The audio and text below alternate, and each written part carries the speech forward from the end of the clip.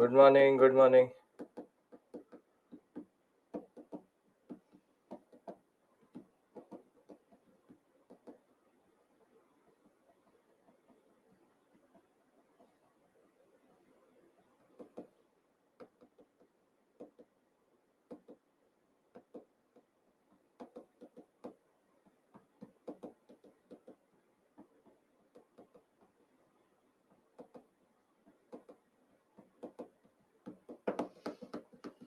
Good morning.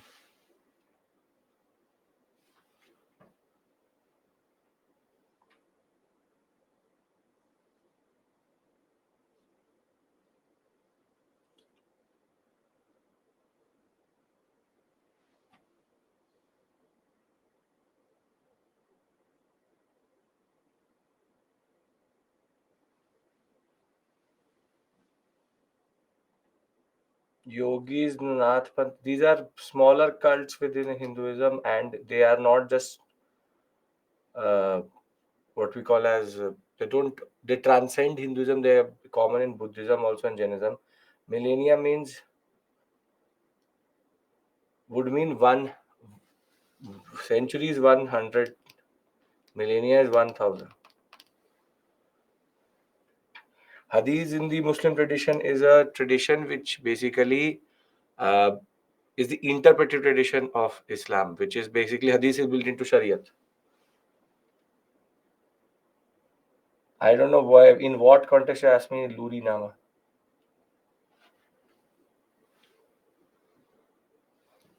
I'll ask that, Ilma, I'll get that done.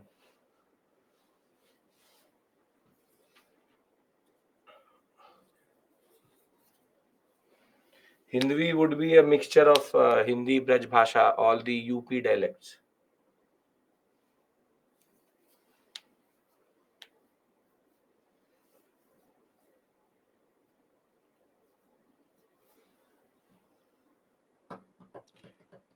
Okay, so we start our 10 class journey of art and culture. And as you know, art and culture as a subject is both in prelims and in mains. And as it is becoming more and more dynamic, which is that a lot of things related to current affairs have started to come. The last module which I will discuss with you, I will categorically try to discuss current affairs which would be relevant. And as it is by the end of the cycle, which is by the end of when we are preparing for prelims, I will be there with art and culture, current affairs on different platforms. But as part of your course itself, it's a moving target. I'll add current affairs into the last module, modifying the module a little bit. And these 10 classes will be covering, 10 modules will be covering every big to small aspect of art and culture. But I have to explain to you what basically is the structure. See, first and foremost, Nitin Singhania, and you have the Fine Arts NCRT class 11th. 11th, 12th, both are good. The problem with this is it's very technical and extensive, quite extensive, because it has not been written for a UPSC aspirant or a history aspirant, but for a fine arts personality and a fine arts student. So therefore, it's very extensive, very, very, very exhaustive, very technical. But whatever is relevant is already in the PPT, so don't have to worry. And then it comes to the necessary evil called Nitin Singhania. Nitin Singhania has little bit of mistakes, which I will keep on pointing out. This I've randomly put any edition. Doesn't matter if you're third edition or fourth edition.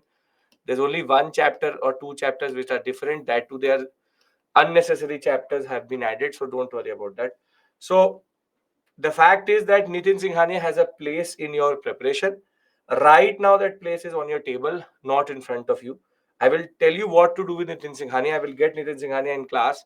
I'll tell you what to do with regards to that book. What is the concept? What are the problems also, because there are 3 to 4 major mistakes in the book itself.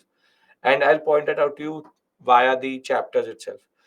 By the end of this cycle, I will discuss with you in the 10th class. I will bring Nitin Singhania and we'll see what we've covered and what we've not covered. For your satisfaction, we'll make sure that you think everything in art and culture is covered in that sense. Now, if you go by Nitin Singhania, I hope that books are clear. Nitin Singhania, not right now, but later, necessary evil. Please don't fall into the trap of the CCRT website, this website, that website. Too many websites, too much resources. Have to look into multiple different sources. That will become problematic. Rather, one source is there which you can go and revise from. So you don't have to learn from Nitin Singhania. You have to rather revise from Nitin Singhania. PPT will be enough, but Nitin Singhania cannot be ignored. Please understand this point. Quick revision can only happen from one book. As of right now, I am up in the process of writing an art and culture book, but that will take time. But till that point, Nitin Singhania will remain relevant and has no other alternative as of right now. So you can't do anything about it. No, you don't have to, Shelly. So if you talk about art and culture, there are two basic divisions in the syllabus. Two basic don't have to introduction to you do Shivaji, don't do NCERT. I'm not asking you to do NCERT because that NCERT I know is very technical, extremely technical. So don't worry about that. You don't have to make notes, you just have to pay attention right now. That rules don't change, they remain the same.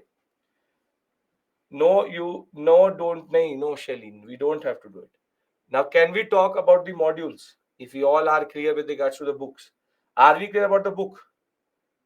Because you want me to say that leave Nitin Singhania. You can't do that because there's no other book for quick revision as of right now. Now, art and culture, there are two basic parts. But what students do is that they judge one part from the other and they judge the other one from the other. Which is that what I want from you is that in the process of telling you this, keep one pen, paper, pencil, paper, whatever ready, because I'll be asking you in the process of the next maybe half an hour or 1 hour to make something in class. And this is going to be a new aspect which will come in, because in art and culture answers, it is important to make certain diagrams if necessary and if possible. And wherever possible, I'll tell you how to do it because time is important. Now, art and culture, as I told you, two parts are there. One is that from them mains plus PT both questions come, and from one only PT questions come. This is a standard thing which happens in art and culture, but students tend to get flustered in the PT part and they ignore the mains and PT part. So for example, not just to give you the list, for example, architecture, for example, painting, for example, sculpture, dances, classical one. Thereafter, for example, 6 schools of philosophy, numismatics, certain type of literature. These are called the big three, which is architecture, painting, sculpture, which is the three biggest topics out of which mains questions can be made. Thereafter, you have PT oriented concept. PT oriented concept. For example, you have intangible heritage, tangible UNESCO, theater. Palak, don't worry, everything is here. Don't worry. Theater. Thereafter, martial arts, festivals. You can add the concept of puppetry.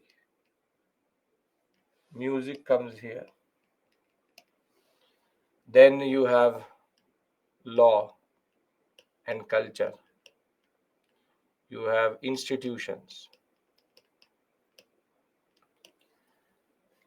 You can have smaller topics such as the different forms of folk dance, folk music,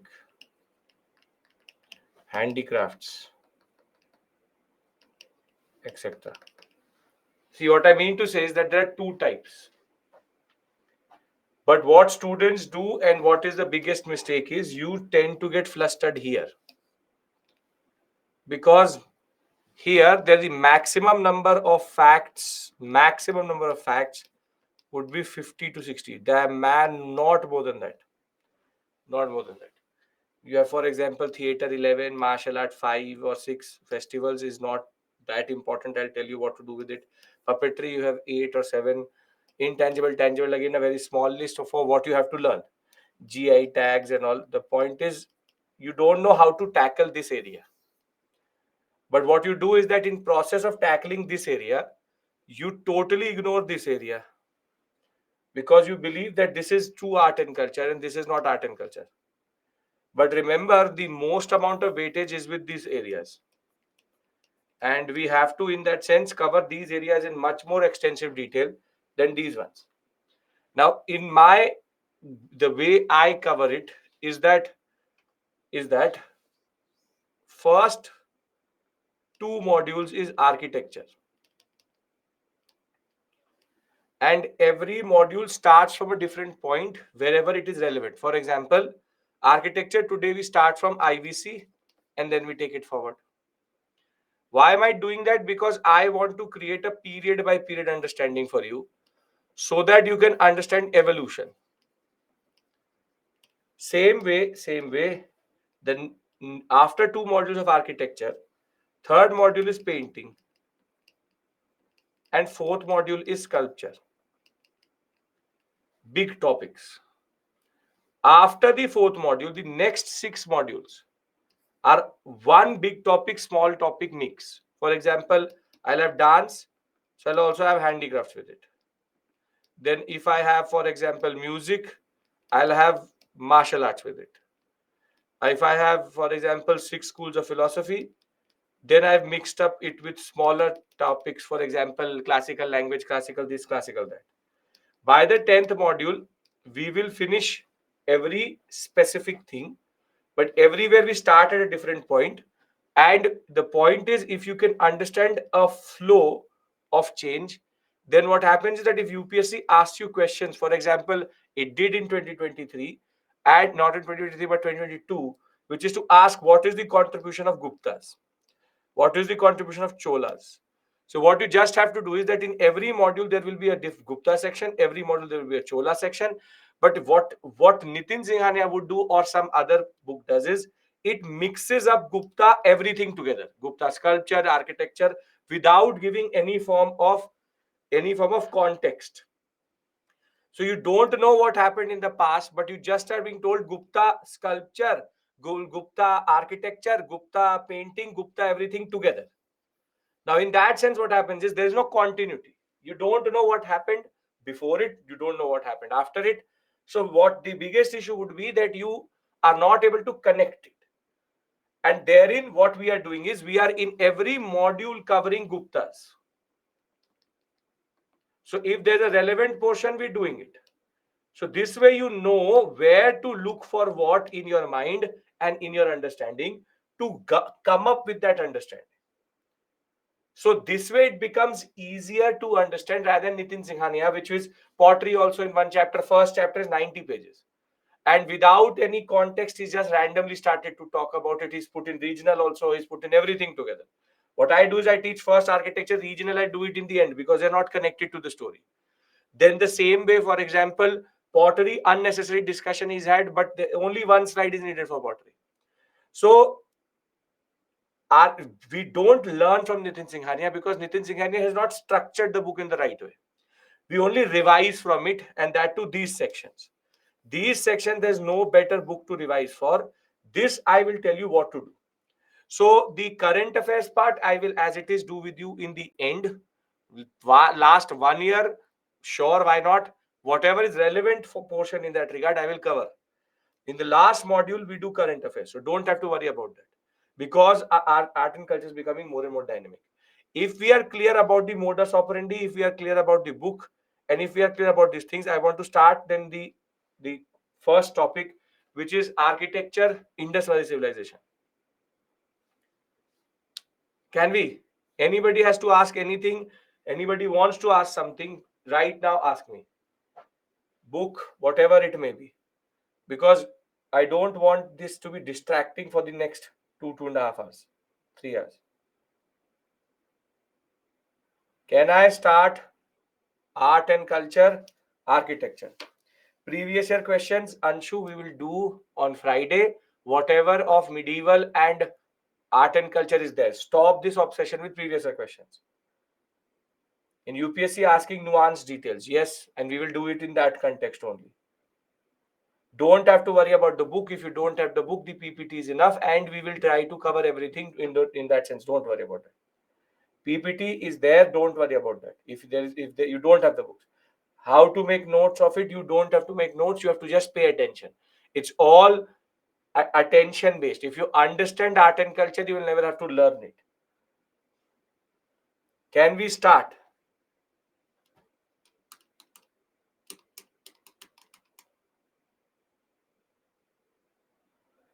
I will take answer writing for art and culture later. First, pay attention. First, learn something. Then I will teach you that also. Okay. NCRTs, one is there, fine arts NCRT, that is it. But that is too technical. Where needed, I will tell you what you need to cover. Okay. Now, our discussion starts with regards to Indus Valley Civilization, and we are now discussing architecture. Now, the first question would be, what is architecture? Obviously, this is not an architecture class, or we are doing fine arts, but architecture basically means any form of expression which is in the form of buildings. So, any form of building, any form of structure which has been built over a period of time, and it is an expression of two things: expression of art and power. Basically, you don't make monuments, you don't make big form of architectural expressions until unless you have power or also good economy or money. The concept of architecture is called monumentality,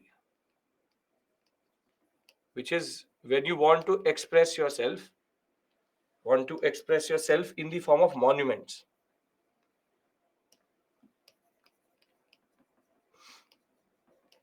And the concept is there is a direct correlation between monumentality, political stability, and economic prosperity.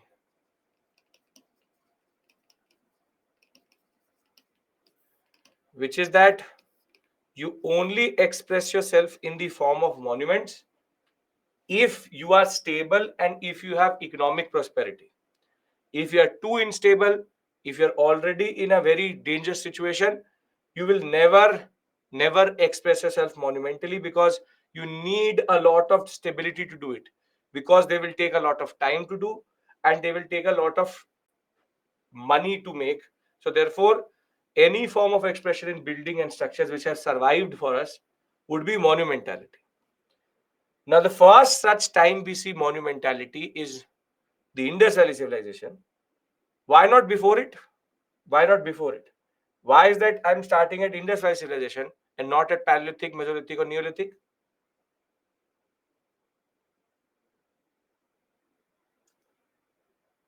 Okay, perfect. Which is that because they were only in caves, there's no buildings, societies, and there's no buildings. They are living mostly in caves or in structures which don't survive. So, in that sense, we don't have any evidence. So, our story starts at 2600 BCE because of the fact that Paleolithic, Mesolithic, Neolithic does not have any form of structure. Now, understand this point. The fact that you were able to answer this question is testimony to the fact that without ancient medieval, art and culture makes no sense. Because if somebody asks you this question without doing ancient medieval, you will only make up stories which you don't have any idea about. Here, you are very clear in saying that, sir, there is no form of evidence because they don't have any form of society or simple society or very semi structures which will be there, no evidences. So you are already in a position to write an introduction. Introduction is always historical context. So you already know that the Indus Valley Civilization is the first such expression of monumentality or monuments or expression of architecture. Now, the next point is that the Indus Valley people are very, very kind to us. They're very kind to us because their basic features are also their architectural features, except for a certain reference to certain other places. If somebody asks you what are the salient features of the Indus Valley architecture, that is basically the basic features or what we call as characteristics. So everything which we learned in ancient is in a way also true for art and culture. Here my endeavor is to change the way you write this answer. As it is, you don't write an answer in ancient medieval. Here you have to cover it in a different way. And I have images to also show you what we call as the Great Bath, for example, what are the step wells and this and that. And one special reference to Dholavira because it is a very important site, has got the UNESCO World Heritage tag also. Now first, let's try to summarize the first salient features. This should not be something new for you because we've already covered it, but we do it in a different way. Okay, let's cover the salient features and try to understand them.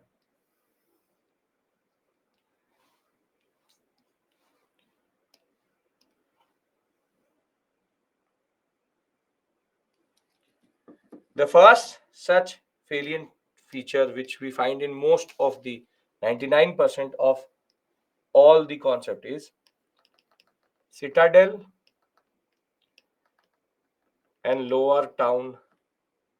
So you have what we call as public buildings here. So we have structures which are meant to be public buildings, and there's a spatial division of the settlement, wherein the citadel will always have important aspects, important buildings. At the same point of time, we also have the residential area.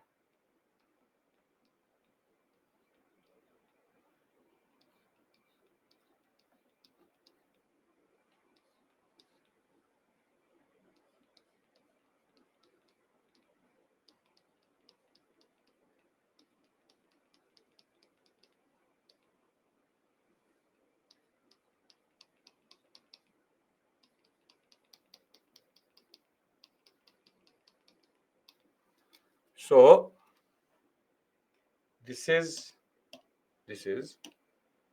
the residential area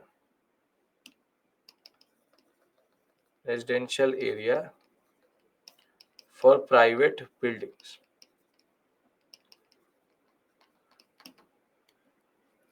Now, if I connect these houses through a road, I get the next most important feature, which is the concept of grid pattern. Which is the exception for grid pattern?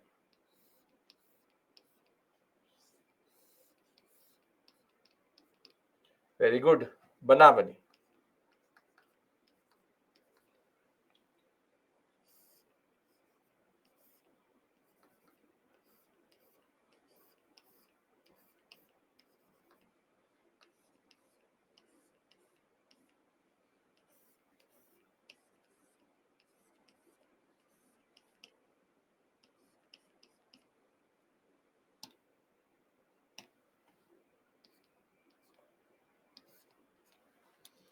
Okay. So the next most important feature becomes, this was the first point, 1A, 1B, 2. Grid pattern in roads, north, south, east, west, exception, Panavali. And what is even more fascinating is, as you know, there are water lines which are inbuilt into these systems. On one side, you have the water, and on the other side, you have drainage system.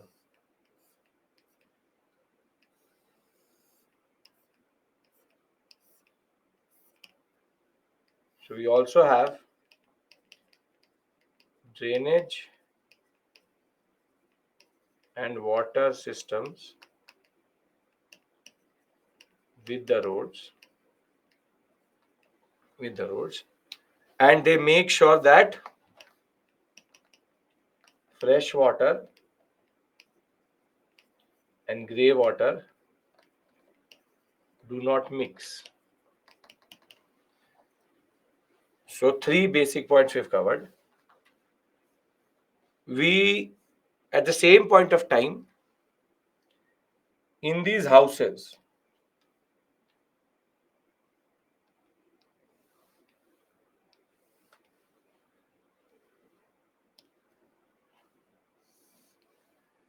which is, if I look at this house,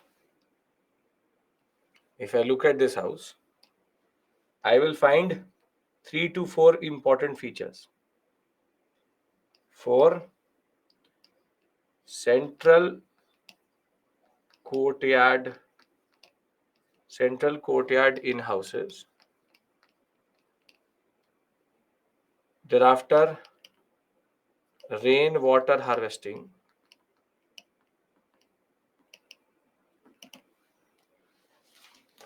Sixth,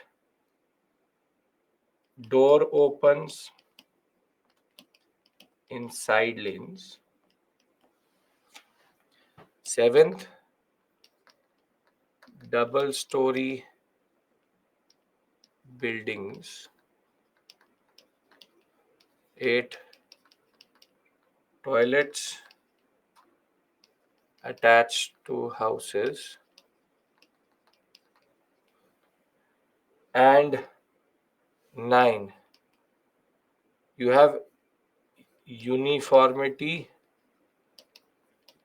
in design. And if I go one step further, I will find bricks in 1:2:4 ratio in these houses. And you have then certain special structures which we will discuss other than that. Double story means 2 stories, 1 and 2. So we have discussed, now just through this image itself, 9 points of, or rather 10 points of convergence. Does anybody have any issue here? Great path and all are exception buildings, I'll tell you that. That is one thing. This is common to everybody. This is common to every site. That is a special feature of a site that I'm coming to. Are we clear about any of these issues? We have already covered it in different aspects, and we've already covered it in ancient in very extensive manner. Okay. Now, if we go a step further, this is an image of what we call as main roads and side lanes. This is the Great Bath. But if you look at the image above and below, there's also a major difference in the sense that this is a rural site and this is an urban site. And the reason why we are able to make that out is by the color of the brick.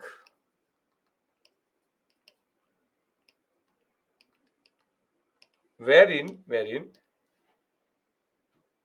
in rural sector, they are sun-dried bricks. Whilst in the urban sector, they are kiln heated bricks. Kiln means bhatti. You would have seen how today, what is the color of bricks today? What is the color of bricks today? Red. That red color comes because of the way you put it into the bhatti or the kiln. The good planners are humans more intelligent, cooperative than. Yes, sure, why not? Why, sir, this picture not so in ancient? Because there we were not discussing art and culture. So that is why. We have learned about worst urbanization, rural in urbanization. Why not? It is a network of rural and urban sectors. It doesn't mean that there are no rural sectors. There's a whole network of rural sectors attached to this urban sector. So yes, there will be rural sites. There will also be urban sites.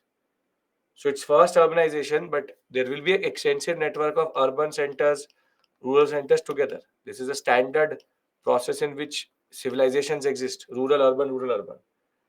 So brick color is sufficient to decide it because it is very standard. It's exactly standard. By looking at the brick color, they will not use, because what is the difference between a kiln dyed brick and a sun dyed brick? What will be the difference? Structurally, what will be the difference? Structurally, it is about strength. So they will never use a sun dried brick in a very big structure because it will break very quickly. On the other hand, in the citadel and all, they will always use heavy, what we call as kiln dried or kiln heated, the real bricks in that regard, because they need to stand for longer and have a lot of inward outward movement. So the fact is I'm trying to show you these things because I'm trying to give you an image now in your mind, wherein you understand what do I mean by a main road, what do I mean by a side lane, and what is the major difference.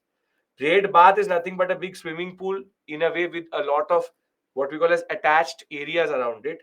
But the fact of the matter is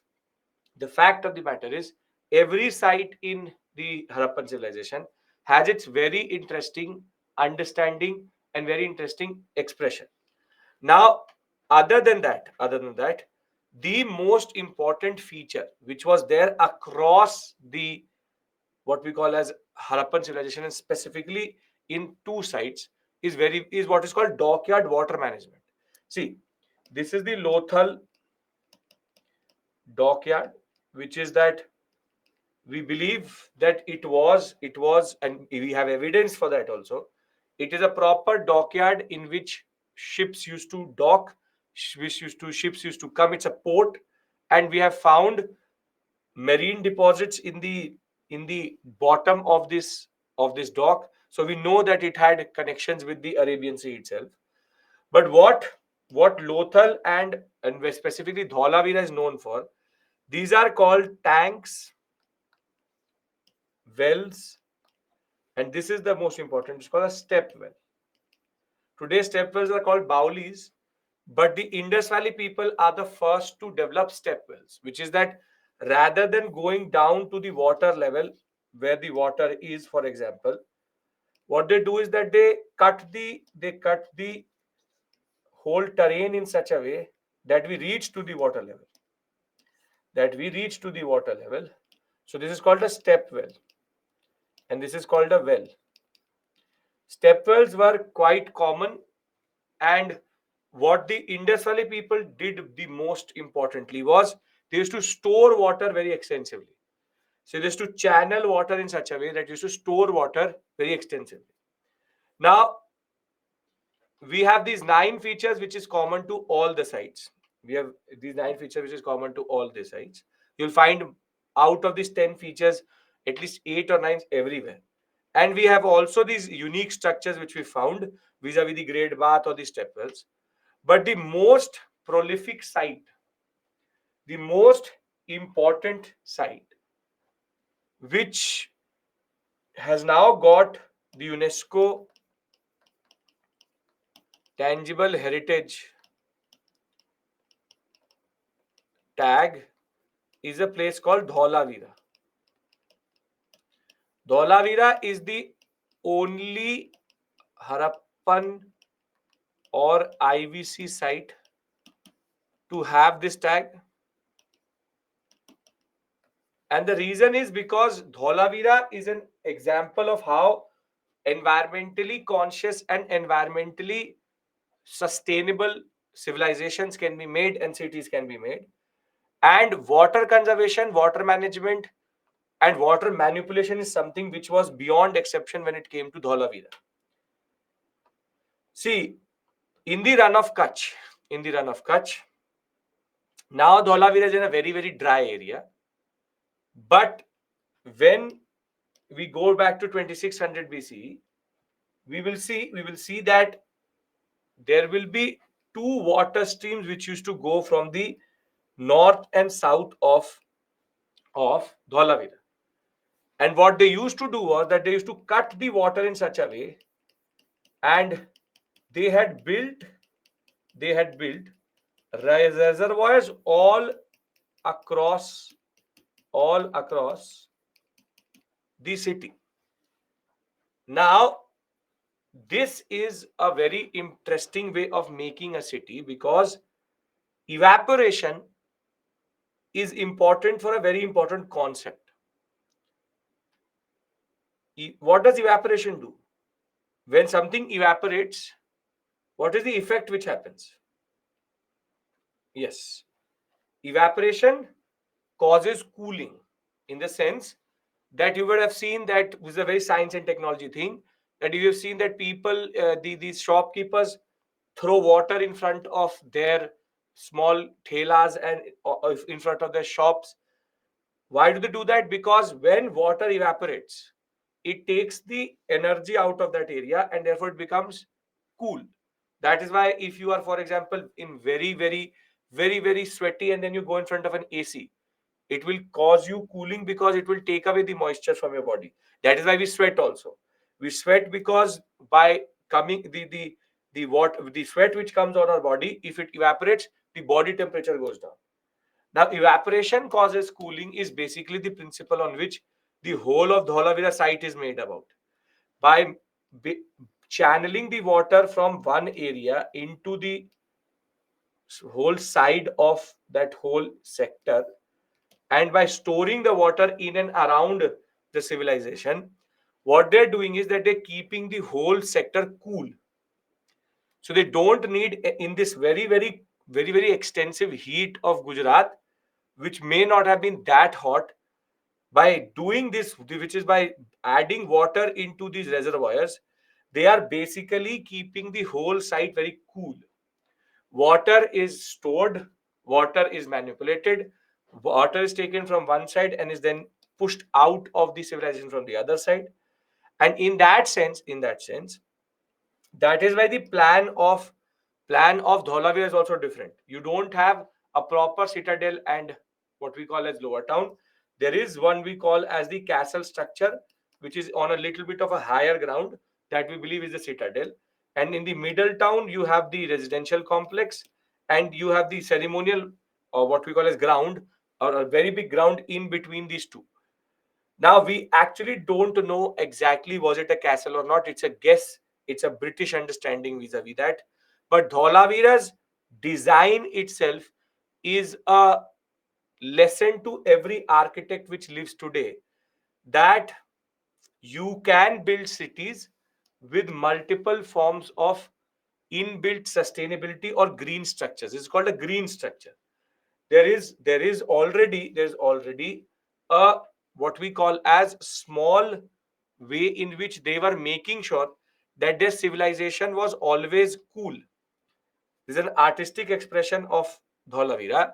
The fact is that they were manipulating it in such a way that they did not need, in this area itself, what we call as any form of cooling, external cooling.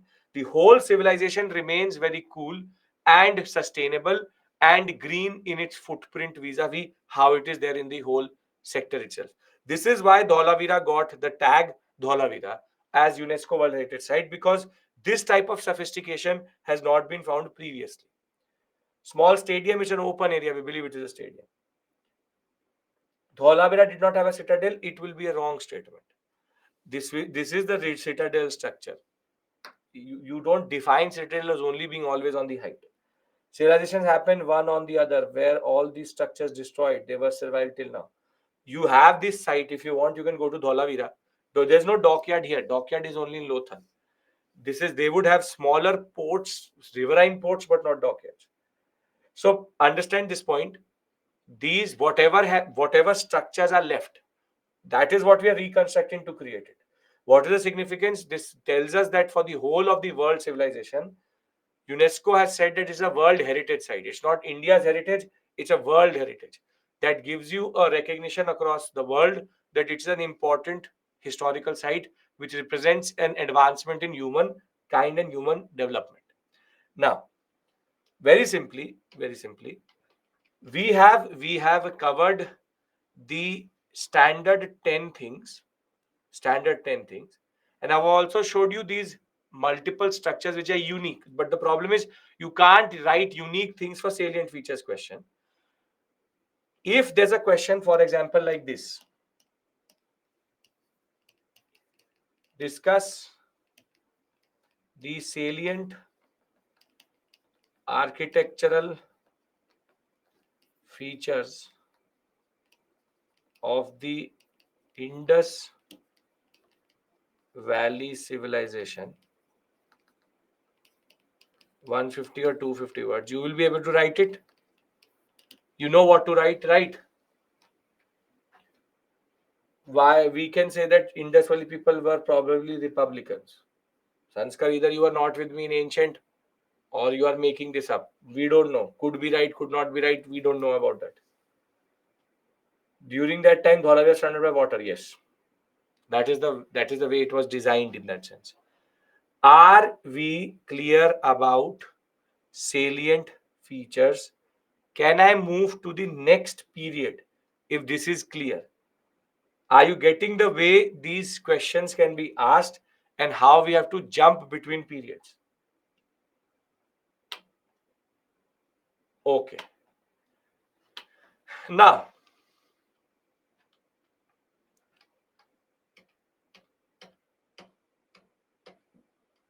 we started at IVC and we straight away go to now Maurya and post Maurya. And the reason that we don't talk about Vedic or Mahajanpada is that firstly, the whole Vedic civilization has been developed. Any diagram to draw here? No. Here you don't have to draw. The diagram drawing is going to come in Mauryas. Vedic civilization was developed fully through a text or Rig Veda, Yajurveda, Samveda. So we have found 2-3 random sites which may match the architectural profile or the literary profile of the what we call as Vedic period in that regard. But there's no extensive civilization which we found vis-a-vis Vedic, how we found for IVC. The second thing is when we talk about Mahajanpadas. The problem with Mahajanpadas is that all of these Mahajanpada sites, you tell me what would be the problem, then I will tell you. These are Mahajanpada sites, for example, Vaishali, Kaushambi, Kannauj, Patliputra, Rajgir, Saketa would be basically what we call as Ayodhya. You have, for example, Prayagraj. What would be the problem vis-a-vis finding evidences from these cities? The simple reason is that they are modern cities. So till today they exist. So in order to find an architectural expression of Mahajanpadas in these cities, we would have to dig the whole city down. Dig the whole city down, which is that we have a civilization right now here. So if I have to find a Mahajanpada site, I have to go down. Now the point is, if I start to destroy cities, modern cities, in order to find their architectural expressions, excavations cannot happen in modern cities. That is why you would have heard that in certain news, Paris or in London or in certain areas, when they were excavating for a building, they found something, because they were basically excavating, going for a basement. They went too down and they found certain architectural or what we call as an excavation site or an prehistoric site. So the problem with Mahajanpada sites is that they are all modern cities. And in the name of history, you can't just destroy the whole city and say that we want to find the Mahajanpada site of Saketa. And because they've been overbuilt over centuries, since 6th century BCE, they have been built thousands of times. It is very, very, very, very hard to find any form of expression vis-a-vis architecturally. So they may have architecturally expressed themselves, but we don't have any evidence of that. We really don't have any evidence of that, because it would be a near impossibility to find something after close to 3,000, 4,000 years, until unless that site has not been touched. For example, IVC sites were just like this. They were like mounds over a barren terrain. So when people started to dig under these mounds, they found civilizations. They found civilizations under them. But that is not how, for example, modern day Kaushambi, Patliputra, Rajgir, Patliputra is Patna. So you cannot destroy the whole sector. And one more reason why Mahajanpada sites would be very hard to find is because they are based on Gangatic plains. And the Ganga was in the youthful phase at this point of time. So there could be that there was too much meandering, there could be too much movement of the river. So it could be that a site is inside the river itself, or inside the river bed, or in the river bed itself. So we have no way of figuring it out that if it is here, or if it is 20 kilometers away, or if it is 30 kilometers away. It's all guesswork. So I hope that you understand why there's a time gap between IVC and Maurya, because Maurya will start to get certain evidences which will become our way of understanding the past in that regard. So can I talk about now Maurya, post-Maurya architecture, wherein we have 3-4 important things to discuss. One is called pillar architecture. The other would be called cave architecture. And the last is basically stupa, or what we call as Buddhist architecture. Can we discuss these three aspects here? Yes? Is this making sense to you? How I am structuring the course, or how we are moving forward? It's not that I am now going to go because, okay, we did not find architecture, so let's start sculpture or let's start painting. I'm not doing that. I'm moving from each period to each period, showing a certain continuity. That, okay, IVC we found something, Maurya we found something, Gupta we found something, straight away we'll move to temple architecture. So I'm trying to create a certain connection between these points and telling you why there are gaps. This way, there is an evolutionary understanding. There's a linear understanding of your of the course, and that is, if they ask you about any of these periods, you can then answer them separately. If I start to fill the gaps with, say, sir, you did not do Harappan sculpture with us, you did not tell us about beads, you did not tell us about seals, I'll come to that, but for that I will have to start at sculpture. So I'm not trying to basically make a hodgepodge of topics together in the form of saying that everything IVC covered. I'm not going period by period, I'm going thematic by thematic. And that is how I think it creates a certain linear understanding. Okay, now, when we talk about I have missed Vedic architecture due to technical glitch. Priyanka, there is nothing called Vedic architecture because we don't find anything. So now you're in the right zone. There was no technical glitch. That discussion was to just say why there are not there, because there are modern cities over there. Now, when we talk about Mauryas, we have pillar, cave, and stupa. Vihara, Chaitya, which is Buddhist architecture. These three have been the way we study Maurya post-Maurya.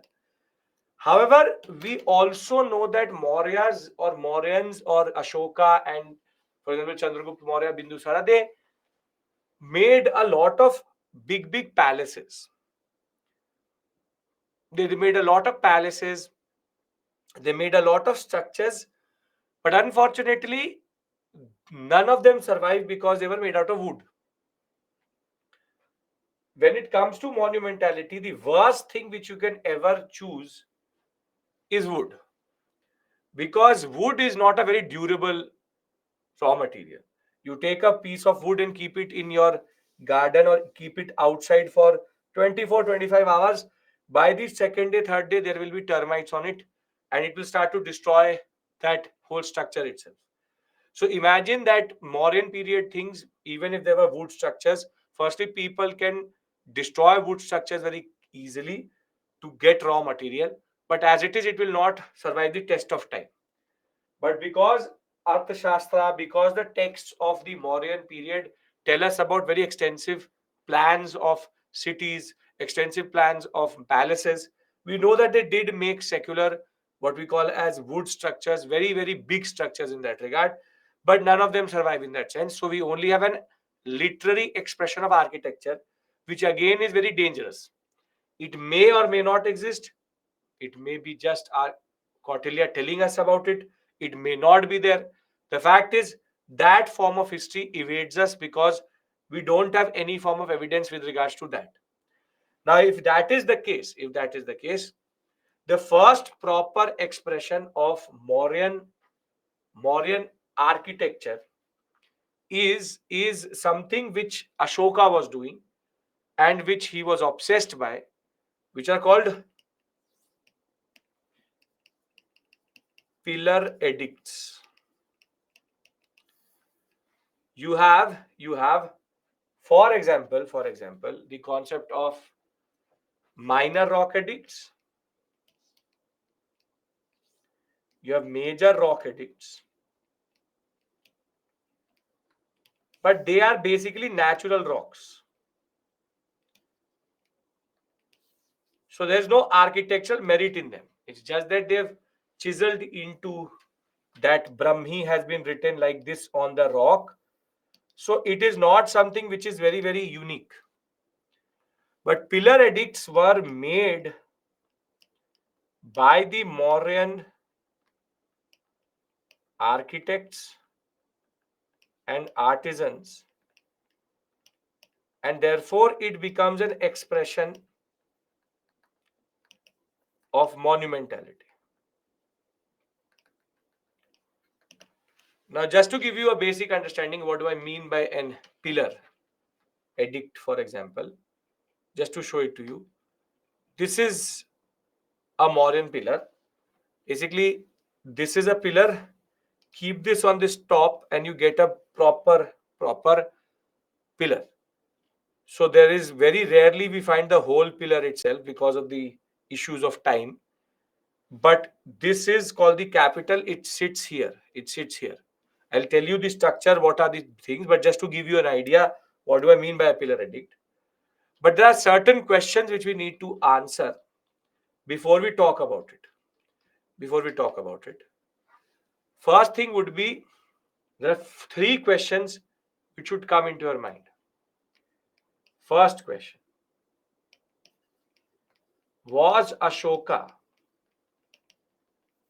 the first person to develop pillars as architecture? meaning was he an innovator? Second two, if yes or no, how is it borrowed or unique? And question number three, what is the structure and features of the Mauryan pillars? Innovator would mean his invention or first use. That is what I mean by inventor.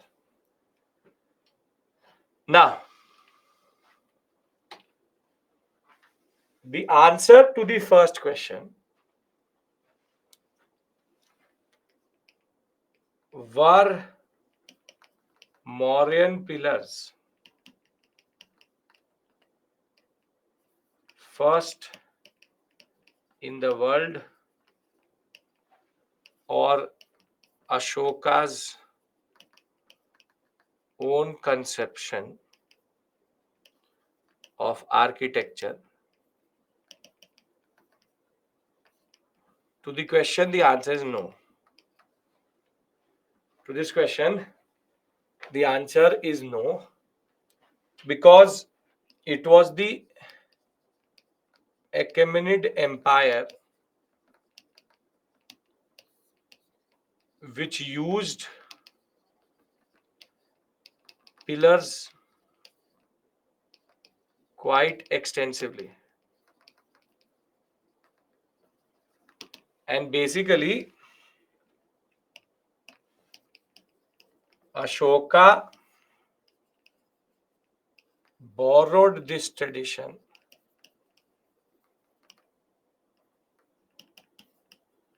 from the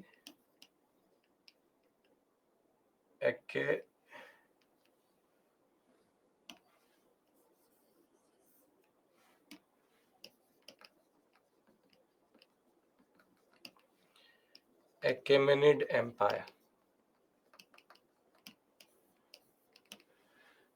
So we've answered the first question.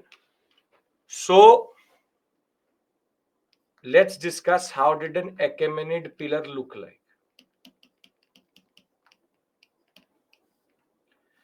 Achaemenid pillars, basically, their pillars have 3 to 4 important features.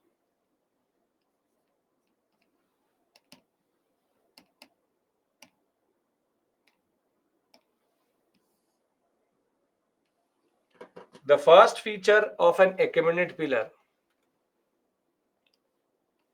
is that these pillars were not monoliths, meaning they were piece by piece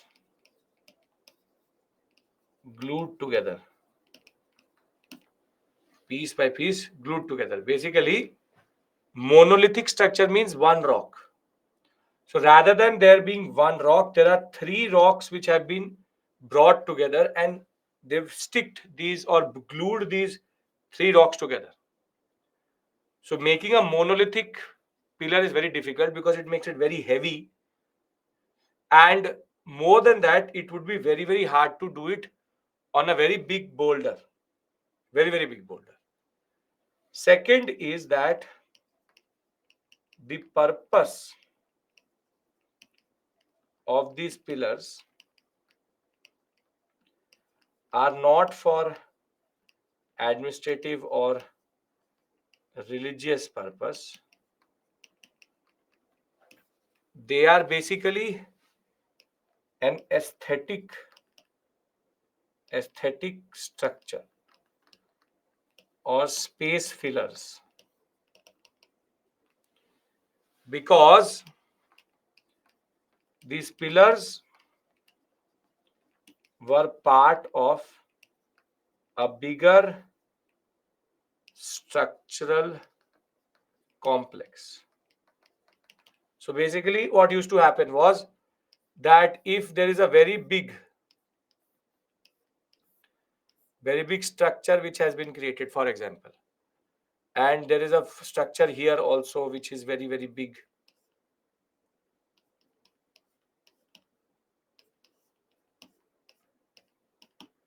Now, the problem is that in this type of a structure,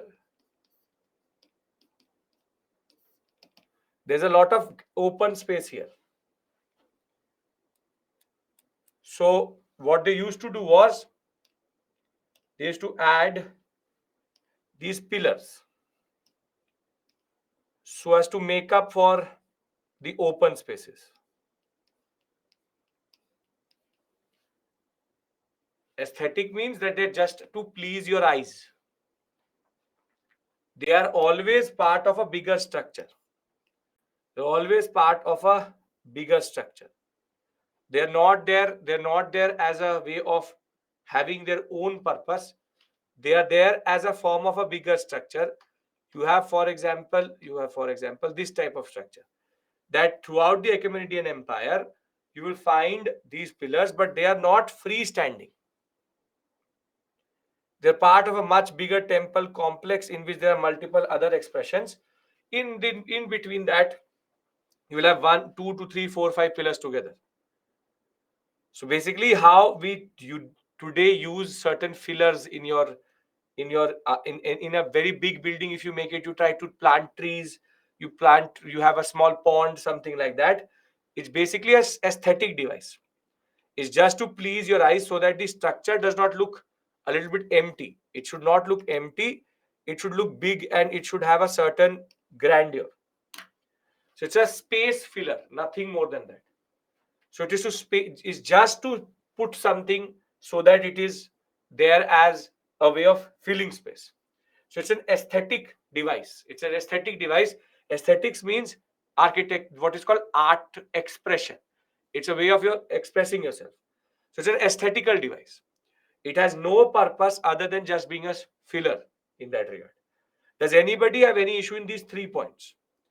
Because then I discuss what is a Mauryan pillar and then I discuss both together and it will make sense. Pillars are not monoliths. Monolith means that, for example, I took a rock like this. There was this very big boulder. Now, there are 2 ways in which I can make this pillar. I can break this boulder into 3 and then carve out individual pieces out of it. This is easier to do because it will not break quickly. Or the other way would be that I take this big rock and I take out one whole pillar out of it itself. I chisel away these things. This is hard to do. This is called a monolith because it made out of monolith. Lith means stone. Mono means one. Monolith. What is the purpose of this pillar? As I told you, nothing.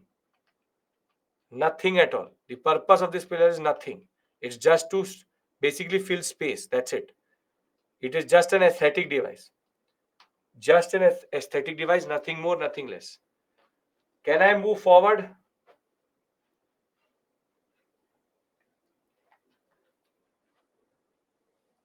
Okay. Now that we know that Ashoka took this, Ashoka borrowed this concept, but then how are they unique or different?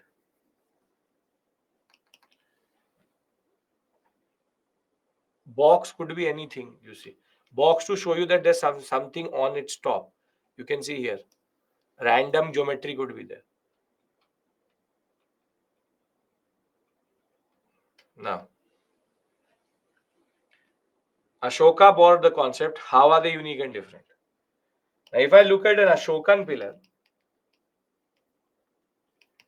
I see three major differences.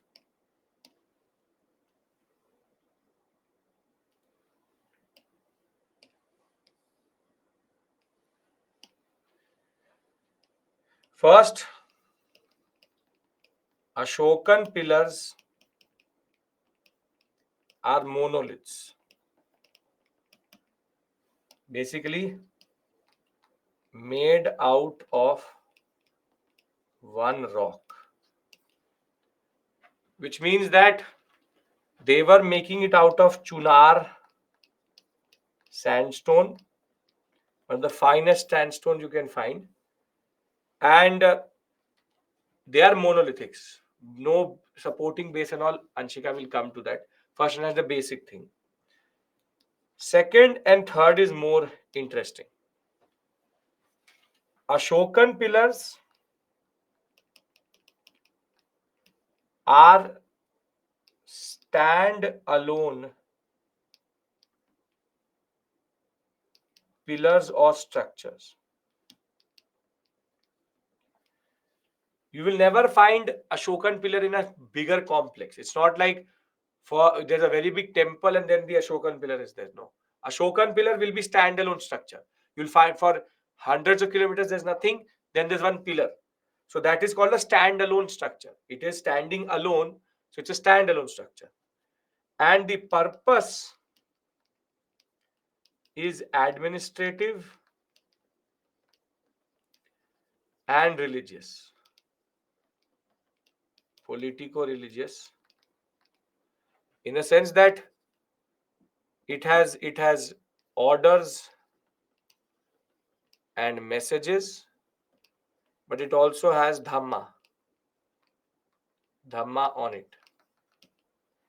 So you can see that though the concept has been picked up by Ashoka, his execution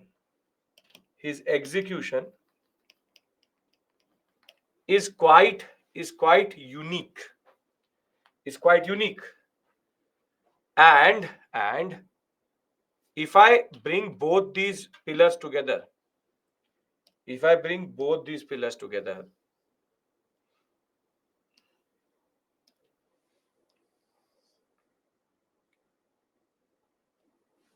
I have one Achaemenid pillar and one Ashokan pillar. If I bring them together, one major difference is going to be the fact that non-monolithic and this is monolithic.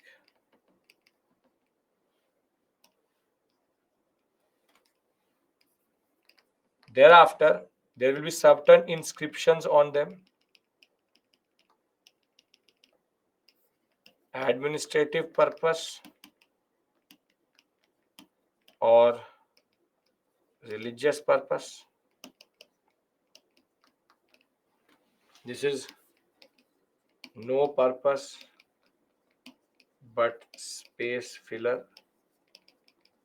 And last but not the least, this will be a stand-alone structure.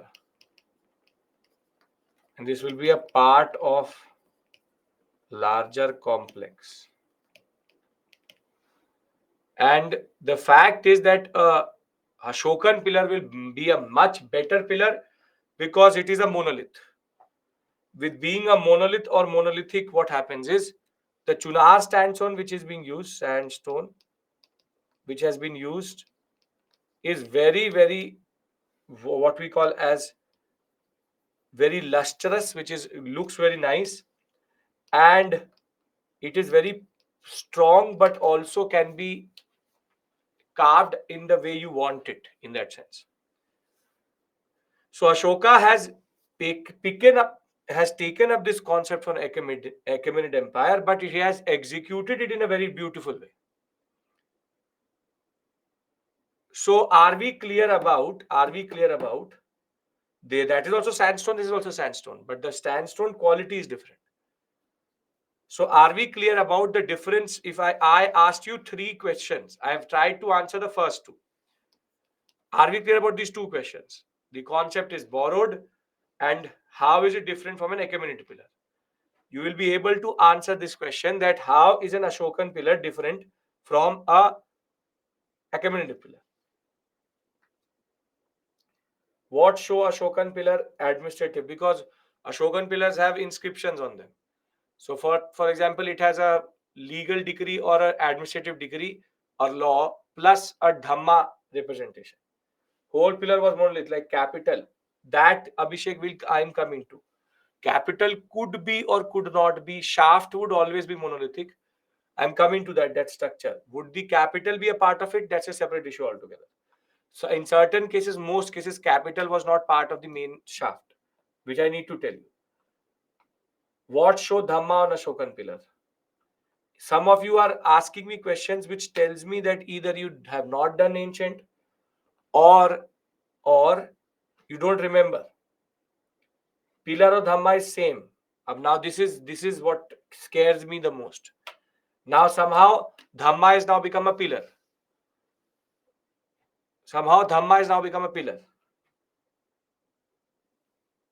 Dhamma is the Buddhist interpretation of Ashoka, or Ashoka's interpretation of Dhamma, of Buddhism is called Dhamma, and Dhamma was expressed via certain principles on pillar, major, and minor rock edicts.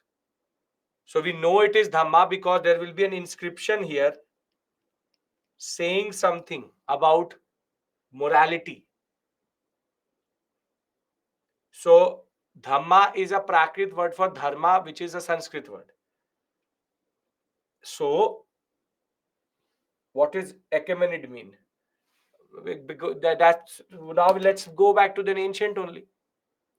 Achaemenid Empire was a contemporary of the Nandas, and thereafter, or the Magad Empire, and thereafter it was taken over by Alexander.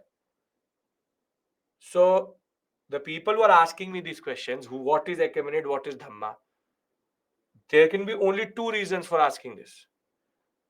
After going 14 classes, of ancient medieval, if you will still ask me who is Ashoka, then that is the problem. Why it's not rusting? Very good, very good, very good question. Very good question. Tell me why it is not rusting. Ritika, look at the screen. The answer to your question is already written.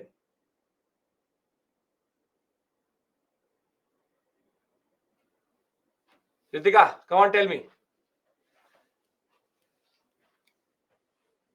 Subhash, because it is of metal alloys. Bharat Ratna de dena chahiye. Subhash, because it is made out of an alloy.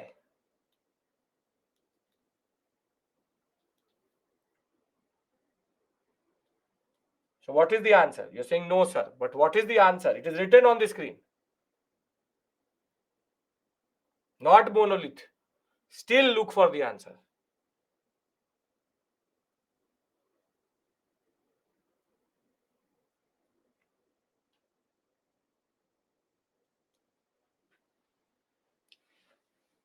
It is stone.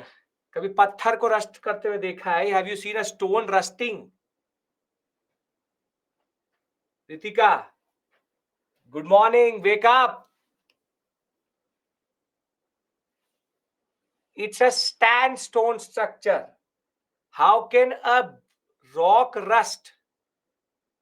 You are thinking of the Chandragupta II Vikramaditya pillar in Mehrauli. I have to go one step further, complicate it. But now you're scaring me because half of you don't know what is Achaemenid, half of you don't understand what is Dhamma, and half of you think it is a metal. So you tell me what baseline do I take? Do I assume what is Dhamma? Do I assume who is Ashoka? Do you even know who is Maurya? Which period is Maurya?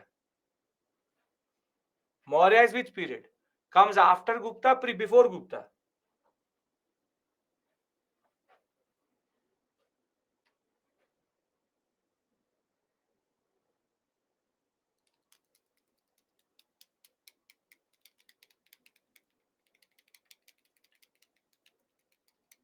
Before Gupta, सब कभी भी अभी भी after लिख रहे हैं, but what can I से? सी, I asked you 3 questions.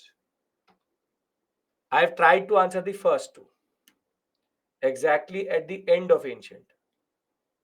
Sachin, exactly at the end of ancient is Gupta, not Maurya.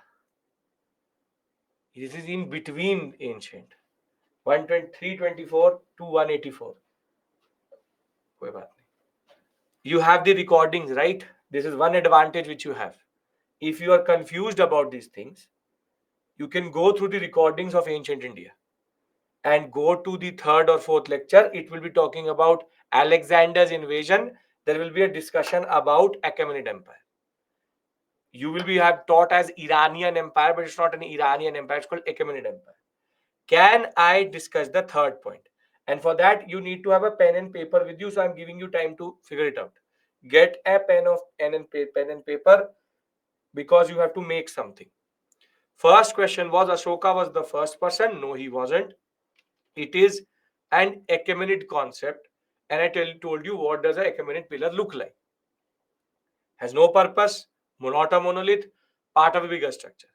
Then I told you that it is unique and different because Ashokan pillars are monoliths, have a purpose, which is they are standalone structures, and they also have a purpose which is administrative and politico-religious, which is Dhamma is on it. And the simple point is, if I compare both together, I will be able to see major differences between the two. It is not a metal, that is why it is not rusting. Now, can I discuss the third aspect, which is what are the main features? Because this can be asked in the examination. What are the main features or what are the main structures within the Ashokan pillar? Ashoka was the only Mauryan to build pillars. Yes, nobody forward or backward did this. Only Ashoka did this. Okay. Now, salient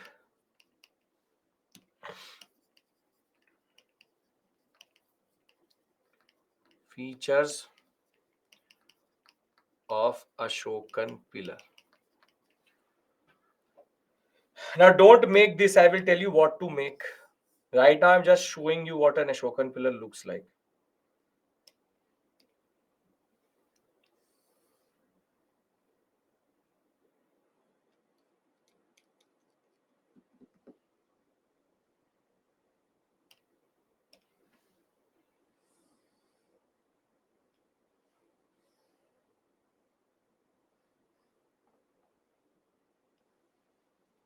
Okay.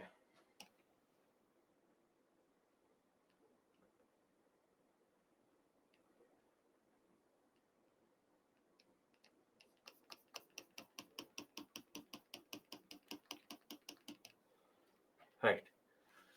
Now, see, the first component is called the shaft. Shaft is nothing but the monolithic pillar.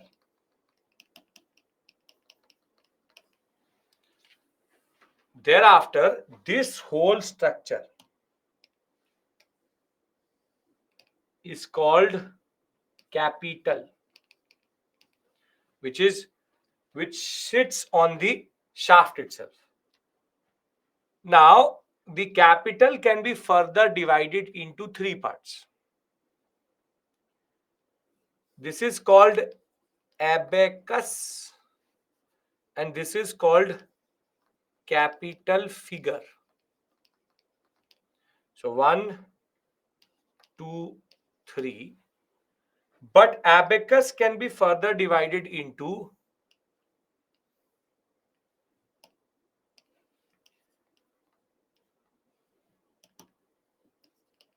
2A, 2B, lower abacus,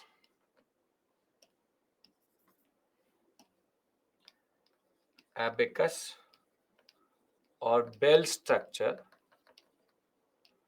and upper abacus or platform. Now, basically, the word abacus is an architectural expression for platforms. But basically, there are two components which can be further divided into four: the shaft, the lower abacus, the upper abacus, and the capital figure. Now, to show it to you, you see shaft, abacus, capital, but this is a shaft. This is a shaft. This is a shaft. And this is the most celebrated and the most important Sarnath capital. This is lower abacus. This is upper abacus. And this is capital figure. So I can divide it into three parts. 1, 2, 3. And basically the shaft would link up with it like this. Now either the capital and the shaft could be out of one rock, but mostly the capital was separate to the shaft. So you can see here again 1, 2, 3. Now this is basically the 4-lion Sarnath capital. And very simply, this is also the emblem of India. But the emblem of India or the Government of India emblem omits one part out of these three, 1, 2, and 3. Which is that one part which is omitted? You say lower upper abacus, but in PPT lower upper capital. Wait, Anjali, I'll come to that. Don't worry about that. Same thing only. Abacus, I'm giving you the more technical concept.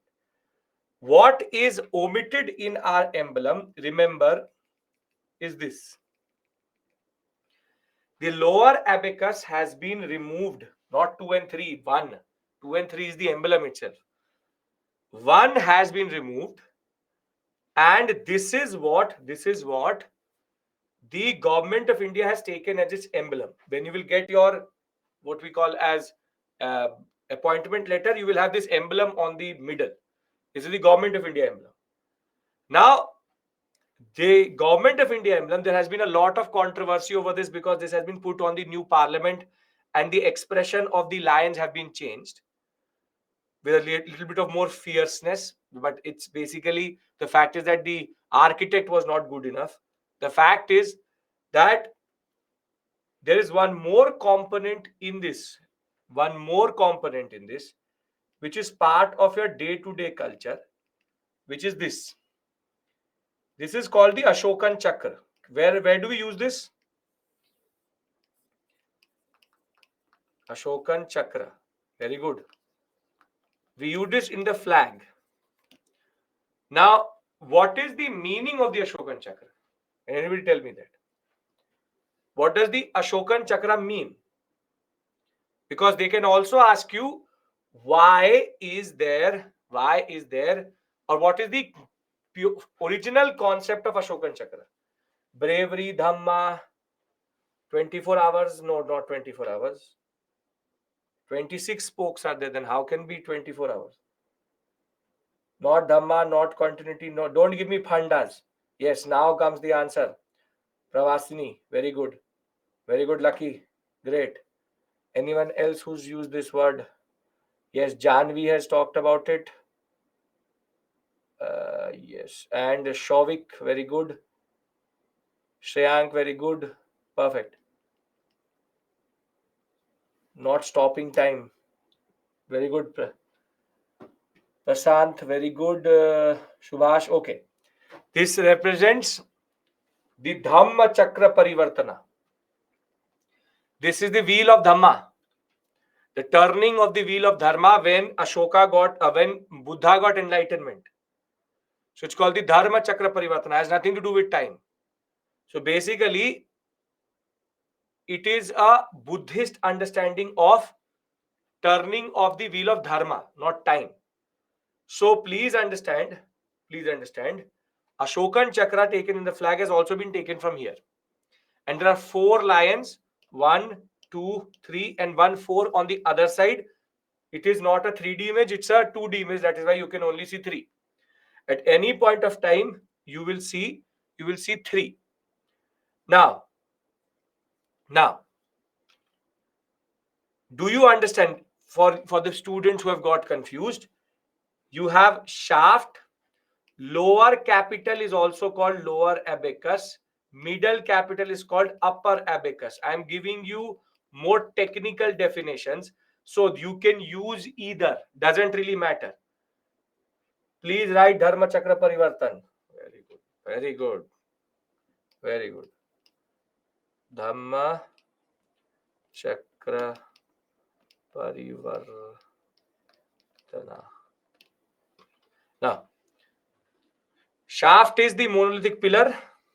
Thereafter, you have the inverted lotus. This is called bell or inverted lotus. How is it an inverted lotus? You take a lotus and you invert it. It will give you the same type of understanding. You take a lotus and you invert it. You will get the same type of structure. And that is why it's called the inverted lotus, or we call it the bell or inverted lotus. Thereafter, you have the capital figure, which I will tell you what can be the animals in it. So I have discussed with you 4 components. I have to discuss what can be the animals on the capital figure. Other than that, are we clear about these 4 components? Sarnath capital, we are clear.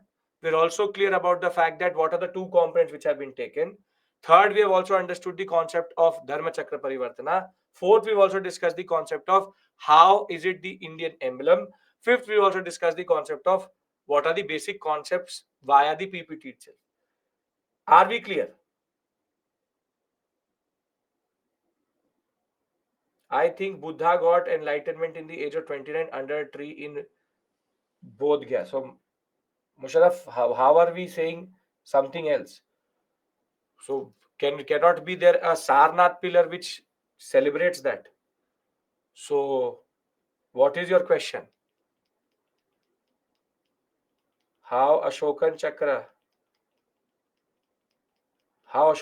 shows Dharma Chakra Parivartan?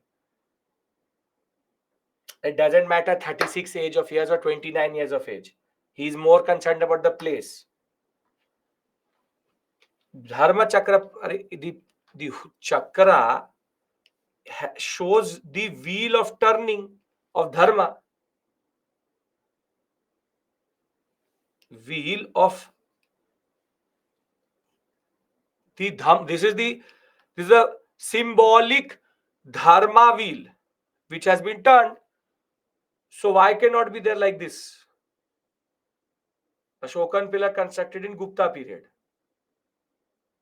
एक और भारत रत्न लाओ यार. We get. Why would the Ashokan pillars be made in the Gupta period, Shoaib? Are you all still sleeping? So what is the point of teaching you ancient medieval if you have no idea? Gajab hai. And now coming to the representations. Subhas, this is morning batch and the dangerous combination, art and culture. You will later ask me something to Shoaib, why are we asking me this question? I am curious to know.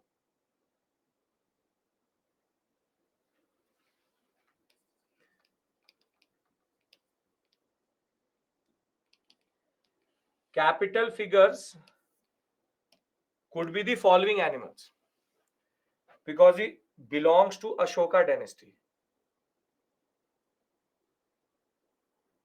Ashoka belongs to Gupta dynasty.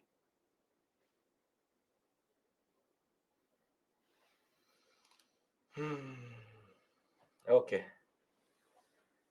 So I presume that you have no idea about ancient India. Yes, Shoyab?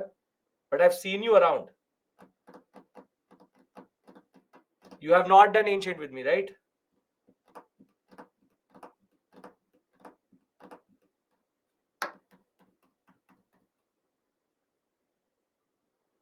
Sir, where capital only innovation of Ashoka? No, capitals was there. This type of capitalism. Attended all classes. फिर गलती मुझ में. It's my mistake. Somewhere I have said Ashoka is a Gupta ruler.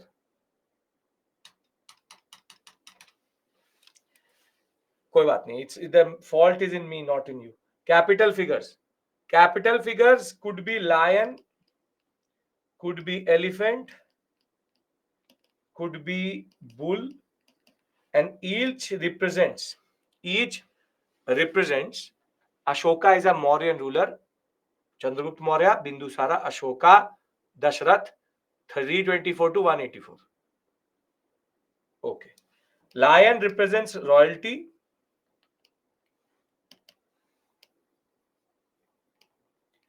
Elephant represents power and grandeur. Bull represents fertility and prosperity. These are the three most common capital figures. And when it came to lion, horse is not used. Horse is never used. Horse is embedded. For example, you can see horse is embedded. Horse is again, see, you can see the horse here. Horse is embedded, but proper capital is never a horse. Maybe there we've never really found them properly. Fertility and prosperity, grandeur means bigness. Lion could be in 1, 2, 3 or 4 configuration. We have found 1 lion also, we found 2 lions also, we found 3 lions also, we found 4 lions also. Now, very simply, 3 questions we asked. Horse can be in the upper abacus. We've never seen it as a capital figure. Very rarely. Now, what I've established is 3 things. How is it a borrowed concept? Yes, it is. And what is the difference between an Achaemenid pillar and a non-Achaemenid pillar? Second, which is our Mauryan pillar. Second, what are the components of a Ashokan pillar? And now I want you to do something, which is get a pen and paper. You have to make it in the examination. But we don't have to become Leonardo da Vinci and Michelangelo. We don't have to be like that. I will show you how to make it within 30 seconds. Because we don't have more than 30 seconds. You all will make it. Tell me that you've been able to make it. We take a break. We cover this portion from the PPT and then we move forward. Can we do it? Yes. Can I show you how to make it in 30 seconds? I've taught you only 3 basic things. We started with Indus Valley Civilization. We talked about these features. And now we are discussing Mauryan architecture, first expression, pillars.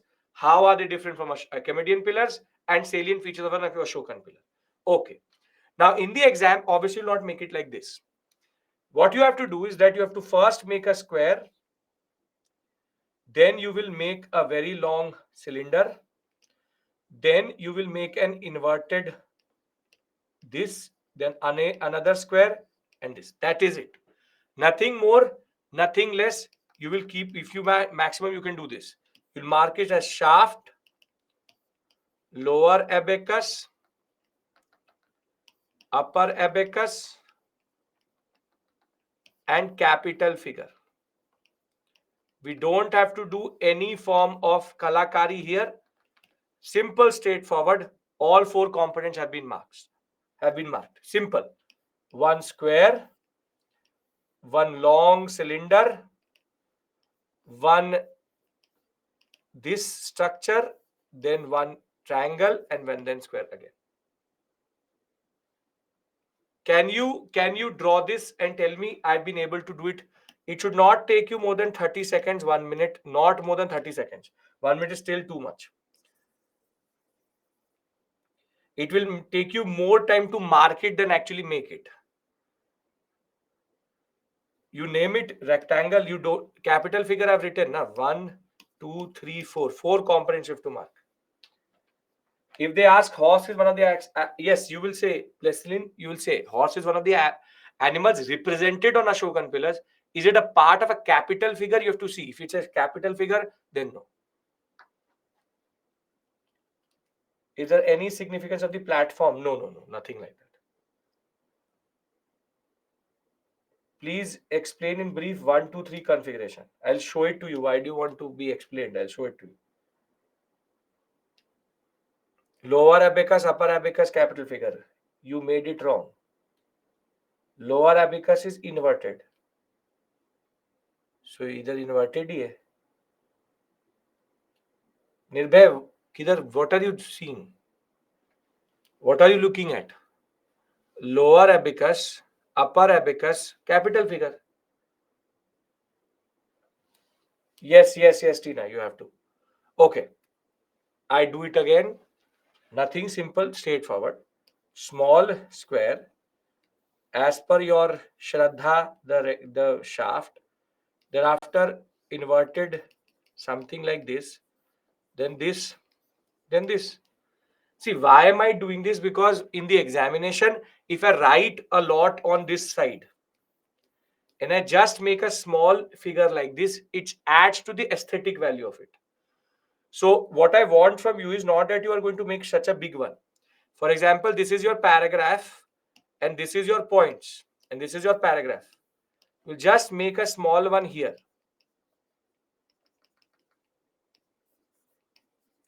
That's it. Shaft, lower, upper, capital figure. Nobody is going to make this in the whole piece of paper. Small one you will make in the side. That is why, see, this is two things. It's cost effective in the sense that it is not taking more than 30 seconds.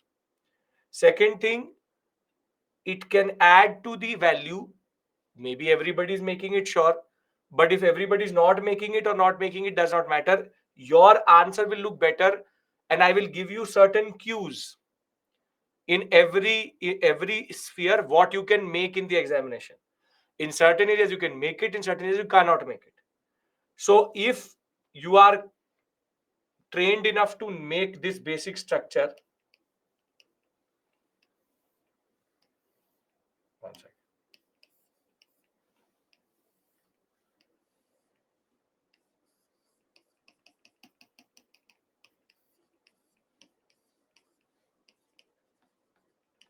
Lower, upper, capital.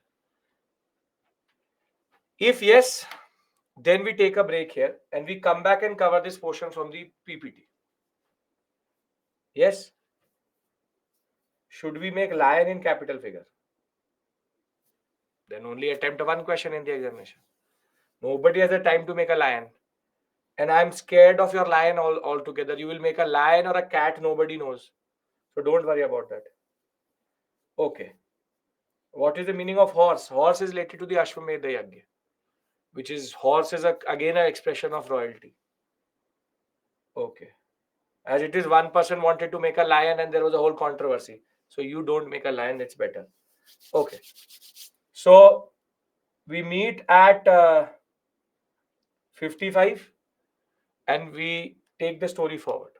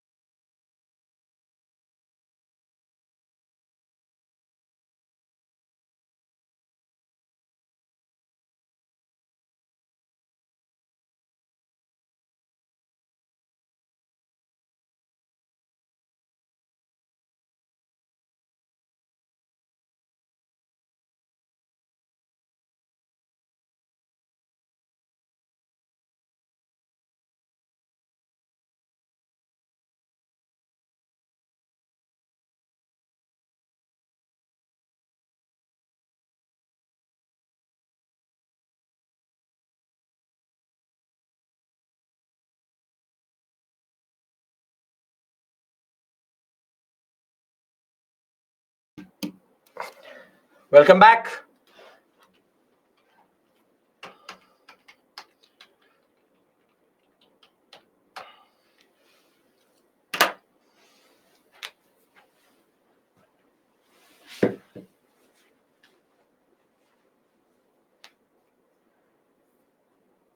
Chistis did not have any relations.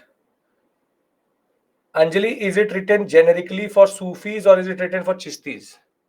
Because Sufis do take grants. Shoravadi is an example. Is it written in the context of Chistis? Then that elite would mean something else.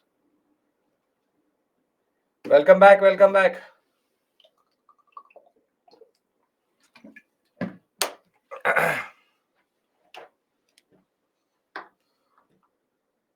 Significance of inverted lotus, again, aesthetic device.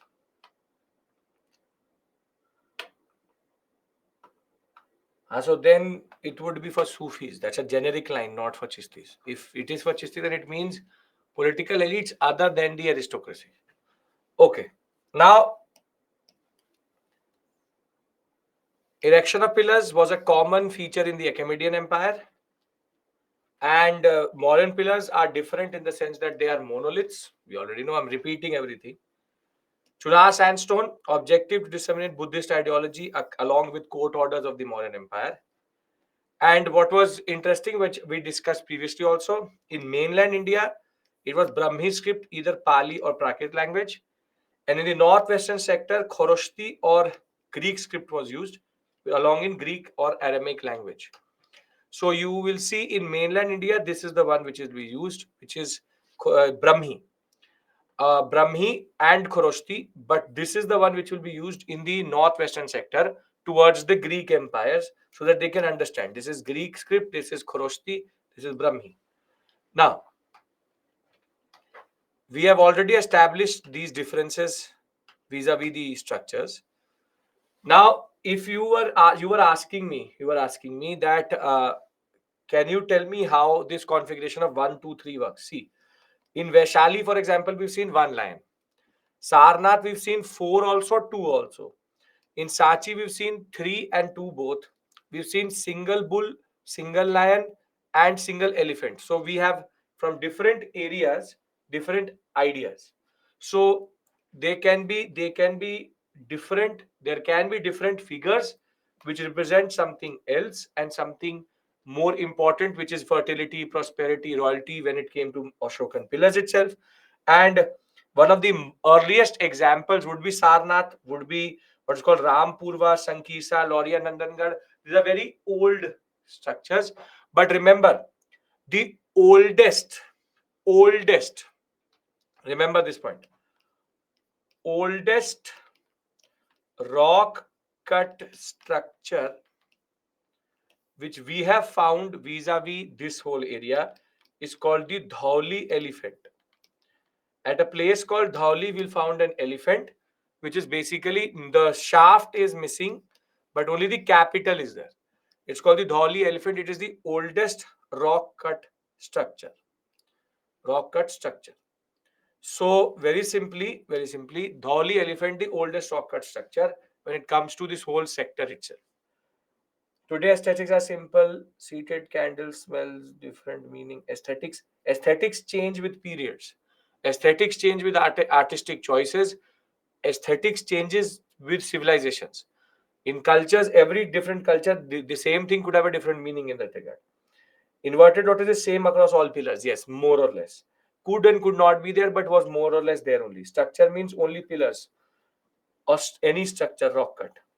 Here, I'm saying if you have to have a rock cut structure, it would be, don't think of caves as rock cut structures because those caves are natural. So here we are talking about a man-made structure made out of rock cut structure. How without shaft the capital is there? Basically, the shaft got destroyed. So the capital is just lying there. In multiple places, we've seen either shaft or we've seen either capital.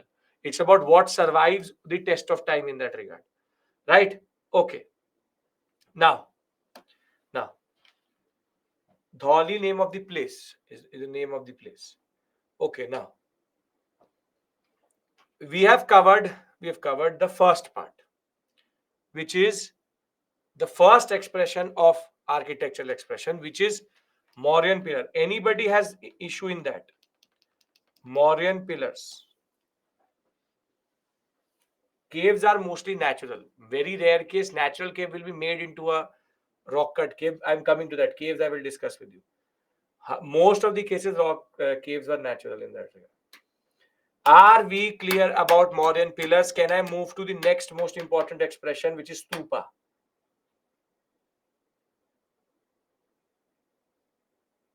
What about metal pillars? Metal pillars are not related to the Mauryas, only to the Gupta. So after Maurya, it will be post Maurya, not Gupta. Okay. Now, the Mauryan period, and by the time we come to post Maurya, which would be basically Shunga, Saka, Indo-Greek period, we see one more important concept emerge. We had pillars here. By the late Mauryan period and the post-Mauryan period, we see Buddhist architecture becoming more and more common because Buddhism was the most popular religion at this point of time. And the most important expression of Buddhism vis-a-vis its structures is called stupa. Stupa, Chaitya Vihara. Chaitya Vihara means cave architecture. We'll come to that. We have to first discuss stupa. Now, basically, this is a stupa. First, you see what is a stupa. This is a stupa. Now, stupa basically has two purposes, but is a concept which is not very specific to Buddhism. See, when you bury a person, there's a burial mount which is created. Burial mount which is created. So basically, when you bury somebody, there's a mount which is created. The stupa represents it. Stupa represents burial mounds. Now, burial mounds, as old as IVC, we have it, but even in Vedic, Jain, and what we call as Vedic Brahmanism, we have references to the concept of burial mounds, and therefore, stupa start late Mauryan period, post Mauryan period. The concept is not unique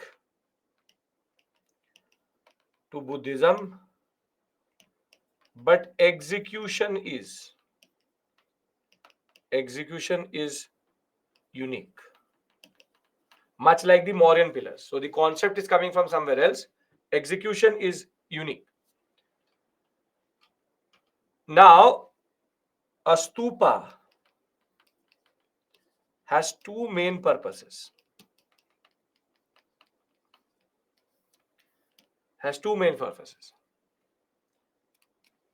So if you ever look at a stupa, Mesolithic period have burials, various types, commodities, concept of afterlife. Yes, true.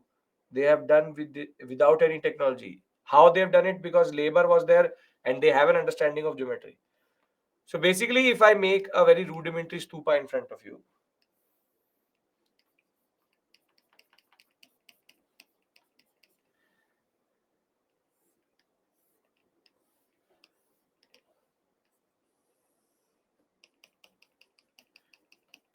now this stupa has two purposes. I'll show you how to make it. You will make it with me, don't worry. What about cave paintings during IV? No, there's no cave paintings during IVC, but Bhimbedka, that will be going under paintings. I'm going thematically. I'm not going period by period. I'm going thematically. When we discuss paintings, we'll start at Bhimbedka only. Now, stupa has two main purposes. See, the initial stupas used to have relics either inside them. This is not hollow. These are called relics. Relics of Buddha. which means that Buddha is dead, and now the things which he used are called relics. Now there's only a finite number of relics. That is why only the initial ones had relics, or what we call as objects used by Buddha himself. But we believe that every stupa has a relic symbolically. Now, as a relic of Buddha, this is basically a pilgrimage site. A stupa represents Buddha. It represents Buddha.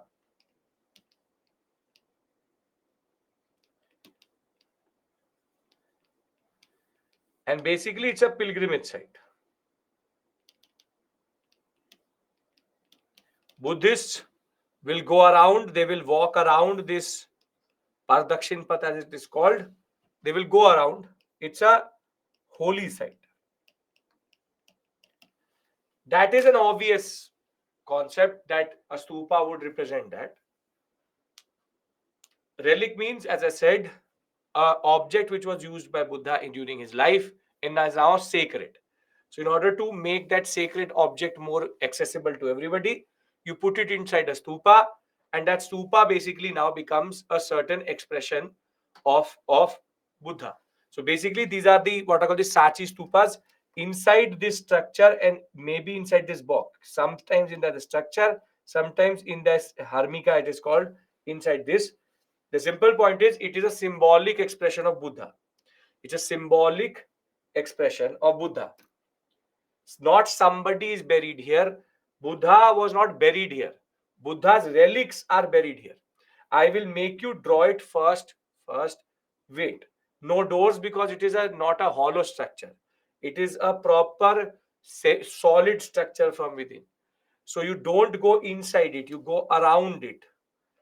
I'll come to the structure. Don't worry. First, understand the purpose. I will make you draw it also. Don't worry about that. Simple point is that a stupa you go around, and it is a holy site for the Buddhists. Now, this is the more obvious part. It's not like Dargah. No, obviously not like Dargah, because Dargah is a Sufi thing which is 4,000 years later from what you are discussing. So don't reverse it. Be chronologically correct if you know ancient and medieval. Now, so Dargah is like this, not like a Dargah. Now, so it is a holy site. That is an obvious answer. It's symbolic. What symbolic? And I'm going to ignore that. So first purpose of stupa, relic is inside the stupa. First, physically it was there, but later, because you only have a finite number of things which Buddha would have used, symbolically it is believed that it is there. Holy purpose is okay, that everybody understands, which is that it is a pilgrimage site. What is more important is the second purpose. Can I discuss the second purpose? Are we clear about the first purpose? Okay. Now, these stupas were very strategically placed. These stupas were very strategically placed. First purpose is to be a pilgrimage site. That is the first purpose. Please pay attention. Second purpose is basically being like an advertisement for Buddhism.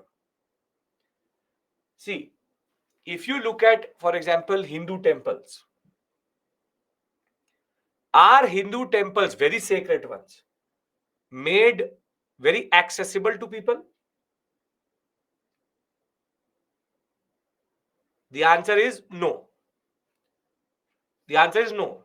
Which is, for example, you have Kedarnath, you have Badrinath, you have very holy temples will be very, very hard to reach. So it is basically something like a pilgrimage has a certain test of your character. From Amarnath to Kedarnath to Badrinath, most of them are very, very, very hard to reach, secluded areas they are there. So it's a test of devotion, and at that point of time, a much bigger devotion that would you climb mountains to seek God. However, the Buddhists were going to use this pilgrimage site not just as a pilgrimage site, but on various trade routes. They used to develop these stupas. Basically, if you're traveling from, for example, Patliputra and going towards Mathura, for example, what they will do is that they will make 2-3 stupas on the way. They will make 2-3 stupas on the way, and every stupa has a gate which is called an entry gate. That is called Toran. I will tell you, it has an entry gate.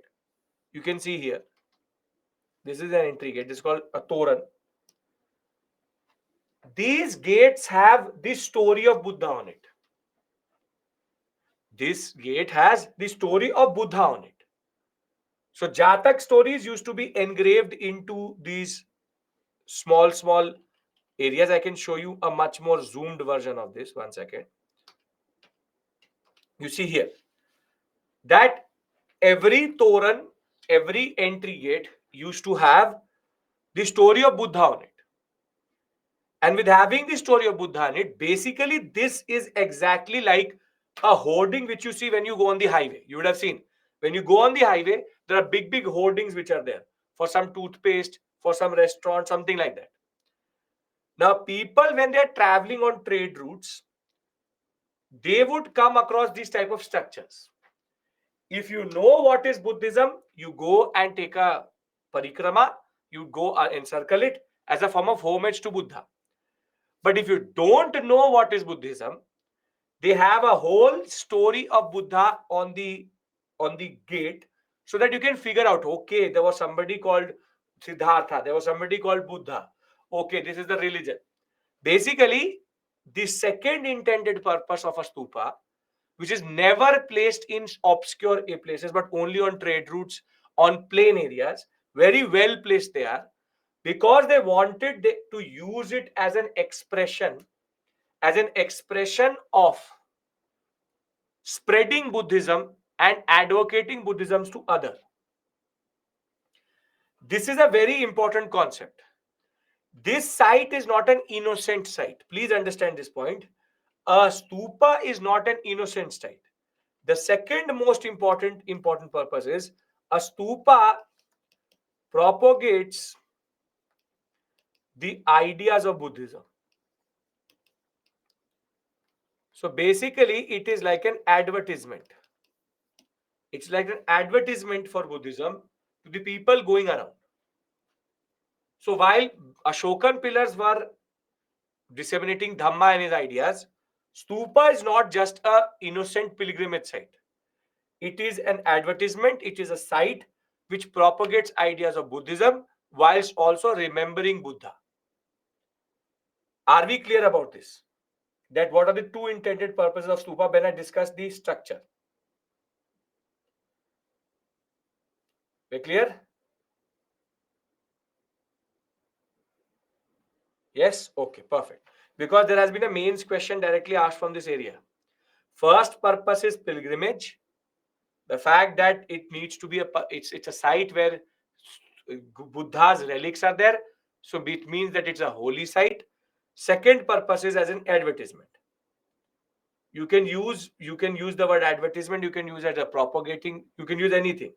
You can use propagation device, propagation. You can talk of it as a advertisement is not a problem. Advertisement is not a problem. You can use the word. Pilgrimage means a holy site for somebody. Pilgrimage means that when you travel from, when you go to Vaishno Devi, that is pilgrimage, that you're going from one point to the other and seeking God's blessing. Pilgrimage means that. First purpose, pilgrimage. Second purpose, Tirth Yatra, as it is called. Second is stupa, is as a propagating device. Now, if this is clear, I want to then discuss the structure of the stupa. Can I discuss that? Structure of a stupa, because that can again come in the examination. Purpose of the stupa is done. Structure of the stupa is to be covered now. Purpose is done. Now let's discuss the structure of a stupa. Now, the first structure which you will ever see in a stupa, sites preserved but their propagate purpose derails as religion has not been preserved. No, it preserves both the religion and the site itself. That way, Buddhism remains relevant to everybody, and the idea of Buddha remains relevant to everybody. Okay. The first thing which you will ever see or always see in a stupa is its entry gate.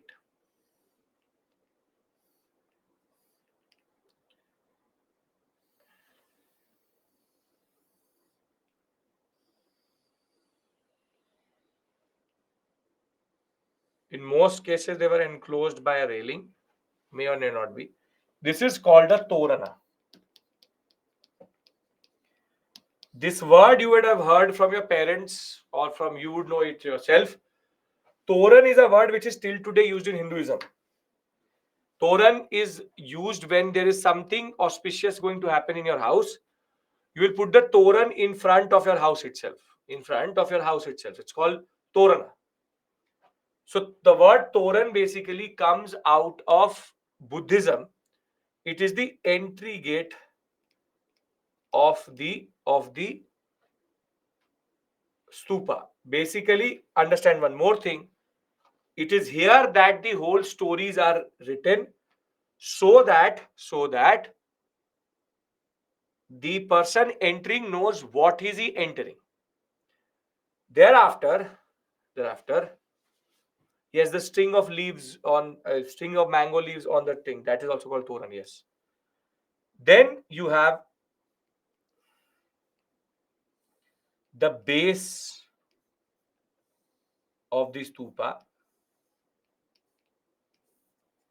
which is basically called Medhi. Base of the stupa. Thereafter, on the base you have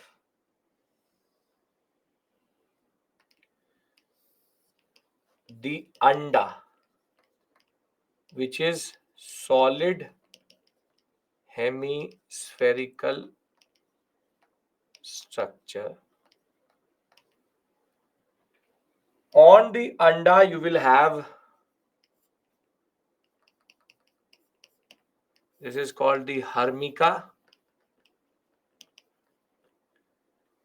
On the hermica you will then have the yashti with the chhatras. This is called 5 yashti, and these structures are called chhatras. You can walk around the stupa. You can walk around the stupa,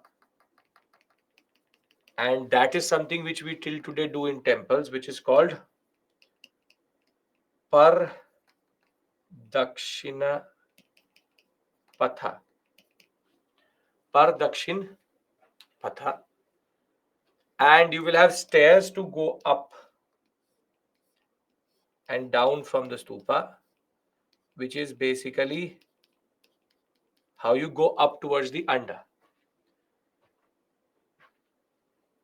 There are much bigger terms. For example, I've given you this, which is, for example, the Upinder Singh map. Now, the railing is also called something. Every small to big thing is called something. But I am only giving you the ones which matter. So, maximum we can talk about this railing, which is Suchi railing. Now, if I zoom into this, what I will see is that this structure looks like this. This structure looks like this. There's one main shaft, which is called yashthi. This is the yashthi. And on it, you have these discs, which is basically called the chhatras.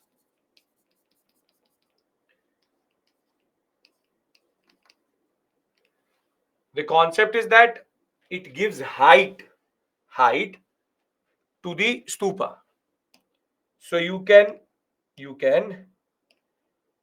enter from here, you go up, and you go around the stupa. And you go around the stupa and then exit from where you came. This is how pilgrimage is done. So the fact is, this is Saurabh, this is the what we call as Hindavi spelling. You are telling me Prakrit spelling. Pradakshin Patha, same thing. Don't worry about it.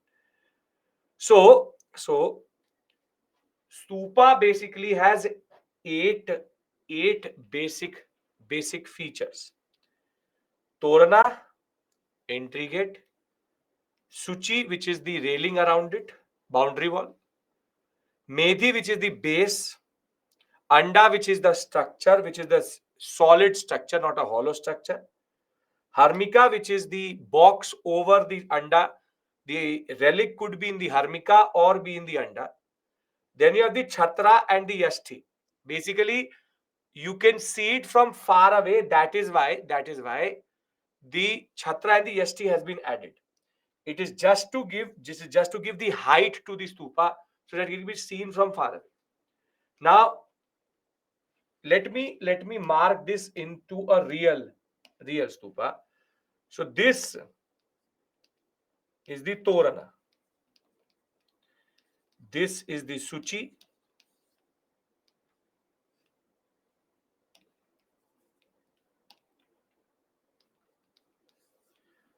Thereafter, this which you see here.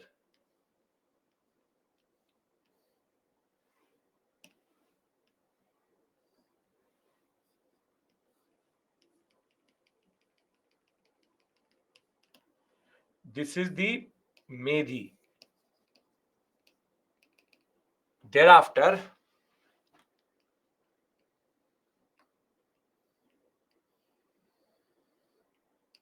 this is the anda.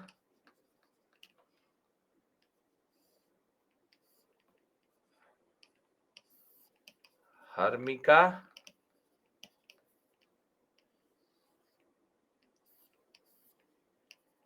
Yashthi. And chhatra. Thereafter, I can go around this path. And this is basically, this path is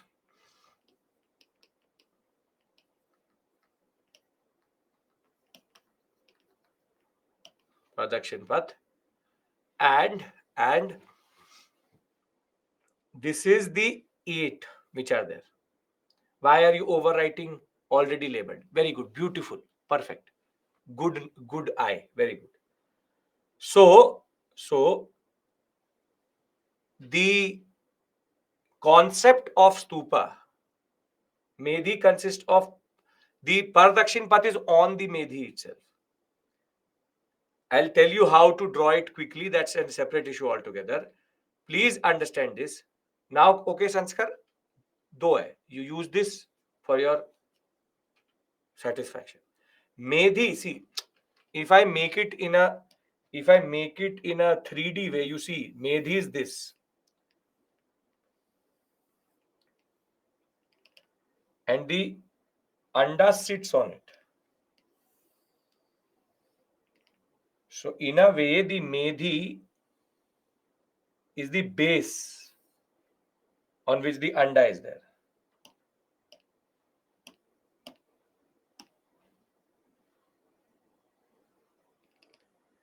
and the Pardakshin path is on it. You go on it. This is the Medhi. And this is the Anda. This is a solid structure. You go around it. Harmika is the box which is sitting on it. And Yashthi is the pillar, central pillar. Yashthi. And the Chhatra is nothing but on the Yashthi like this, like antennas. So what happens is that you basically can walk on the, there are stairs here. You can go up and down the Medhi. There are stairs here. So you go up, you go around, and you can then exit out of the Medhi. Now, does it make sense? This is the foundation, heavy foundation. Made of rock, brick, both. I'll show it to you in one more and see it. This is the Medhi. This is the Medhi. This which you see is Medhi. I told you can go up. So you go up the flight of stairs. You go up the flight of stairs. You go around and then you go down the flight of stairs. I'll tell you whatever question can come. Where relic is placed either here or here. Mostly inside the Anda. Anda is basically constructed. When it is being constructed, they put the relic inside and then close it. Is this where is railing? Railing is not here. Railing would be here. Suchi, you can see the Suchi of this has been broken. This is Suchi. This is Suchi. This is Suchi. Sir, is relic not visible? Right. No. It won't be. This Anda represents the relic. And more, see, first 80,000-90,000 may have stupas, may have relics. After that, it becomes implied. Suchi is. So you would have a Toran here. Suchi would be the railing which is around the stupa. This is Suchi. See, there are more terms also. I am not trying to give you more than needed because you can see here there is Pardakshin Path, Suchi, Stambha, Yashthi, Yashki, Vediki, Vedika, Medhi, Sopana, Torna. I am not giving you unnecessary names. I am only telling you the ones which matter. For example, the stairs are called Sopana. And the railings around the Anda is called Vedika. But I'm not trying to give you so many words that you start to become too flustered by it. Anda, Harmika, Chhatra, Medhi, Pardakshin Path, and Torana are the 4 to 5 which you need to know. In the examination, what will come is that they will ask you what are the basic components of a stupa and you have to discuss them. Now, if you understand the structure, Medhi, the Anda, you understand the Harmika, the Chhatra, the Yashthi, you understand Torana. If you understand this, I will tell you how to make it quickly because you can make it in the examination. Is the structure of the stupa clear? Purpose we've already discussed. Structure I've discussed with you. I've shown it to you in different ways also. Chhatra Yashti purpose is only for aesthetics, to give height to the stupa so it can be seen from far away. This is basically what it looks like. Yes? This is basically to give height so that from far away you can see that, okay, the stupa is there. It's all aesthetical purposes. Does anybody have any issue here? Because if not, then we discuss. Or we make it rather. No issue? Okay. Now,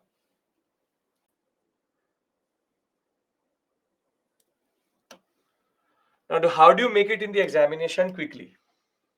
It will take you more time to mark it than to make it. So the first thing, why stupa made up? Pilgrimage, advertisement or propagation. First thing you make is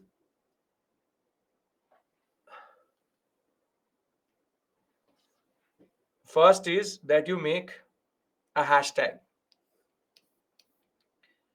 Then you make a circle. Then this.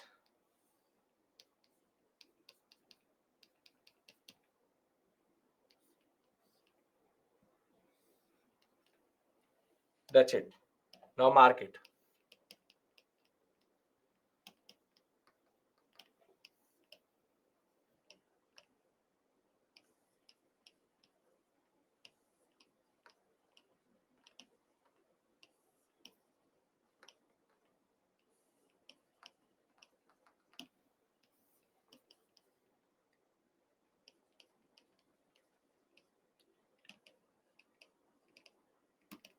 Simple.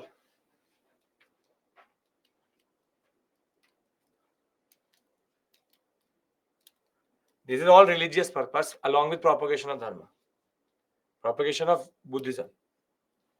Can you make it? It will not take you more than again 30 seconds. Make it and tell me.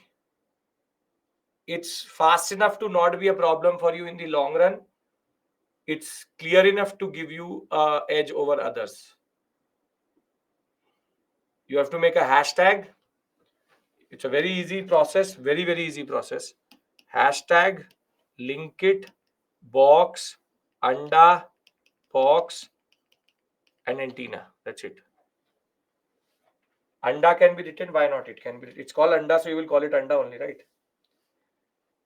Now, stupa, purpose, structure.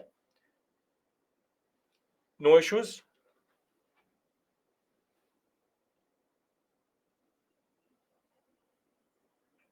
Show part 1.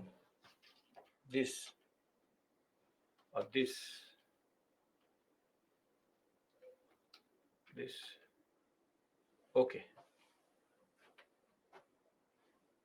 Yes, Ilma, that is the right way of understanding it. Okay. Now see, in India, stupas look like this. But it does not mean that stupas don't exist across the world. If you will go to Indonesia, you'll find something like this there.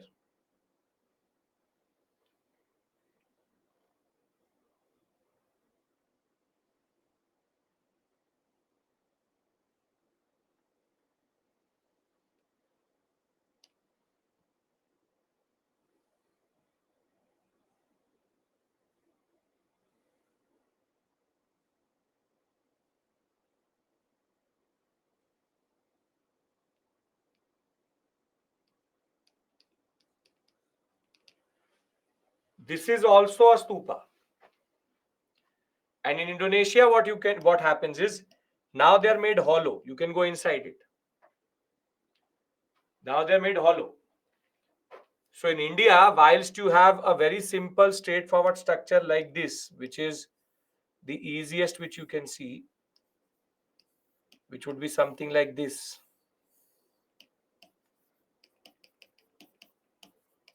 They have modified it to make it like this. So you see that the stupa structure also changes. And in your childhood, you have been looking at stupas, but you have actually never ever realized it, because this is the Southeast Asian one. Southeast Asian. This is the Indian. But if you've seen the Japanese one, you've been looking at it, but you don't know it. You know it because you've been watching Shin-chan and Doraemon, but you don't know that it is a stupa actually.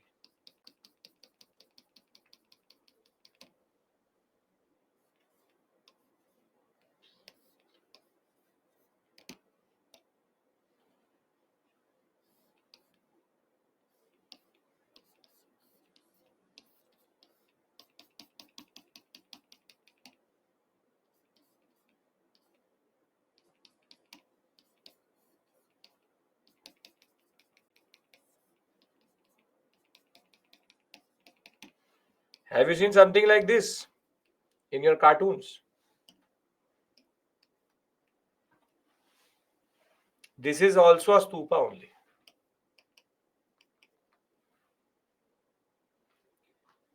So basically, you don't know it, but you've been watching the cartoons which you have been watching are showing you stupas only. Ninja Hathodi, Doraemon, Shin-chan, whatever you see. So I can tell you one thing, that stupa changes. Stupa changes. There's an evolution in different forms in that regard. So I care about Southeast Asian or the Japanese. I care about the Indian one. And I think you are capable of making this in the examination. Right? Capable of making this in the examination?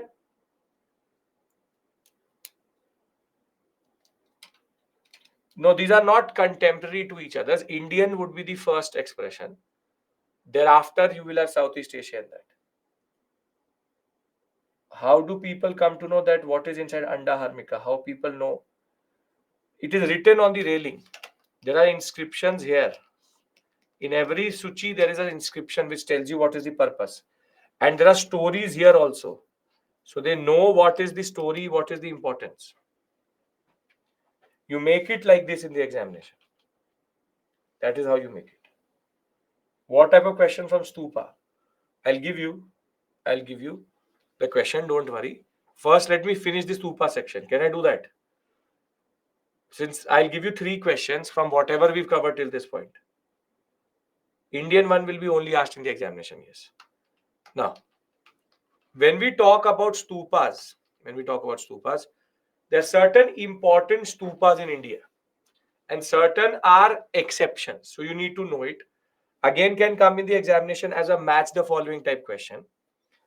So the oldest stupa structures in India, oldest stupas are actually in the Madhya Pradesh sector, which is in Sachi. Sachi stupa are one of the most well preserved, a UNESCO World Heritage Site itself, well preserved and very well representative of what stupas were meant to be. Largest burnt brick mud mortar. Mud mortar means that the glue which was used was mud to make the bricks stick together. And Ashoka has been attributed to make these stupas. However, if you go by textual references, burial mount relic ash, we already know that is what it represents.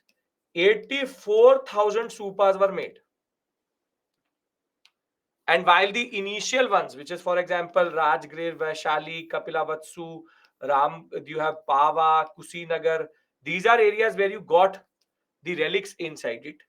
Later, it's not a given that the relic would be there, but we presume that the relic is there. 84,000 in India itself by textual references. But the point is, the ones which survive, we are discussing the most important ones. Not all of them survive. So Sachi Stupa was made when Ashoka was contemporary. So it would be 200 BC in that regard. But the most interesting one is called the Dhemek Stupa. Which is in Sarnath, where he gave his first sermon. So now you tell me, what is unique about this stupa? What is the most uniquest aspect about this stupa?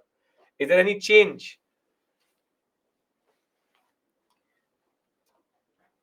See, the anda is not a hemispherical structure, but rather a cylinder. Rather like a cylinder. And that is why it will be started under Ashoka, completed very late by the Gupta period, by the Buddhists, and it has the relics of Buddha inside it. We believe that inside this structure there is the relic of Buddha. And the important point is it represents the Dharma Chakra Parivartan, and It has been made by bricks and stones, but is actually having no proper structure when it comes to stupas. Basically, it has a cylindrical anda. Its medhi is very broad. This is the medhi. Medhi is very broad. There is no stairs, which is sopana to go up and down, and that is why it is a very unique one. It's a unique one, and there is no chhatra or yashti also. So this is how it breaks the notion of stupas being only one type. Further, the next two are very important, which is Bharuch Stupa and Amravati Stupa. See, Bharuch Stupa is considered to be very important because it had a lot of subsidiary images attached to the stupa. Though the stupa does not survive, again started under Ashoka, does not survive, later completed by Shungas. What remains is just the railing and the entry gateway. People use the stones of and the bricks of the stupa to make their own houses, and this is always an issue with regards to monuments. Most of it was destroyed by basic construction activities close to the stupa, Bharuch stupa. But we found two very important images there, and these two important images are called subsidiary gods. This is called a yaksha, and this is called a yaksha and yakshini together. Yaksha and yakshini together. Now, basically, yaksha yakshi is something which even in Hinduism we talk about. These are what are called auspicious images or auspicious figures. Why would the Shungas repair a stupa? Because why would the Shungas repair a stupa? Why would Shungas repair a stupa?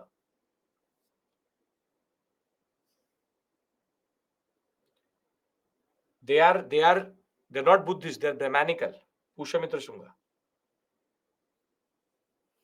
They do it because who subscribes to Buddhism?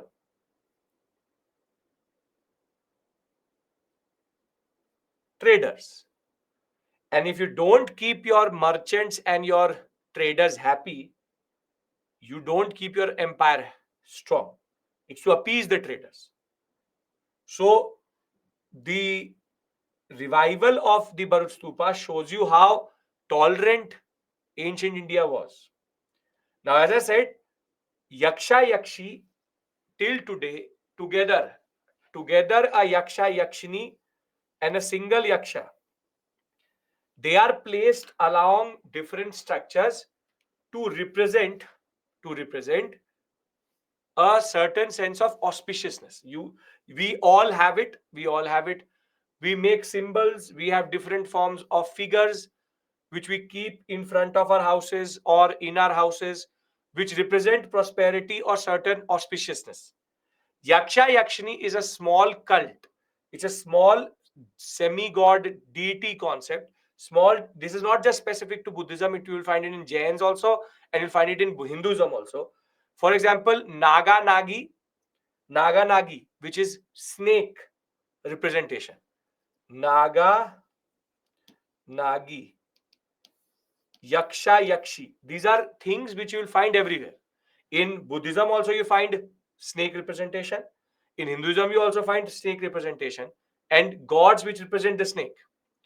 So the concept of Yaksha Yakshi comes out of the Bharuch Stupa quite well, because on the railings it was very beautifully carved, and it is also written on the feet of this. It is written here that it is a Yaksha, and there is a whole inscription here which says that it is a Yaksha Yakshini, and you can see husband, wife and child is Yaksha Yakshini, which basically represents one family, and therefore the prosperity aspect is that one family is prosperous. Getting my point? Why they would represent prosperity? Why would Naga Nagis represent something? Why would Yaksha Yakshi represent something? It's a symbolic representation of one complete family in that regard. Then we have Amravati Stupa.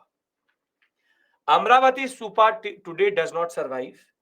but it's considered the British, before its destruction, properly documented the way it was described in the texts, and it is the only stupa which started as a stone, or what we call as a brick mortar stupa, and later became what we call as a limestone marble stupa. Standard destruction over a period of time. So the Amravati stupa till today is considered the most ornamental stupa. Ornamental means very decorated. Decorated stupa. So one of the most decorated stupas was there. Unfortunately, it's not something which survived over a period of time, and you will automatically understand it because if this stupa is very ornamentally very beautiful, would it survive a test of time when it comes to looting and all? Because if it has so much marble on it, so much ornamentation on it, there was a reason that over a period of time it could be looted, and that is what it happened. That the stupa as it is does not survive today. Only it survives on textual references. But if somebody asks you what is the most decorated stupa or ornamental stupa, it is Amravati stupa. Now, I'm going to give you a breather here, 5 minutes, and then I start cave architecture with you. This will take me maximum 25-30 minutes. Again, I'll tell you what to do with the information. But before I do that, I give you two questions. First, you have to, you can do the IVC one. Now you see, the Mauryan pillars were at the same time a borrowed concept but also unique. Discuss.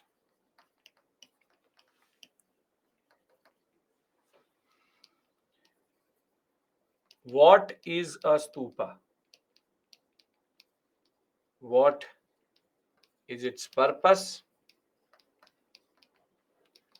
Discuss the components of a Buddhist stupa.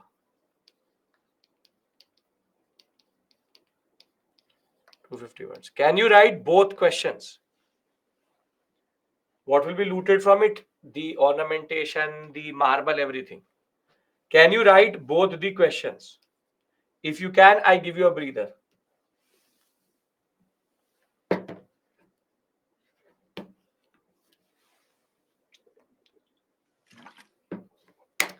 In the first introduction, you will write how Achaemenid Empire was the first one to develop it.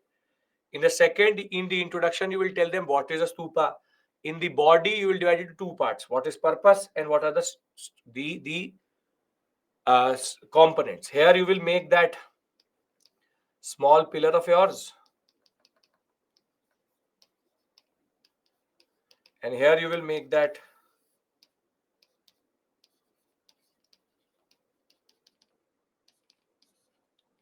stupa. Done. How to conclude? Tell us then. Tell me the importance.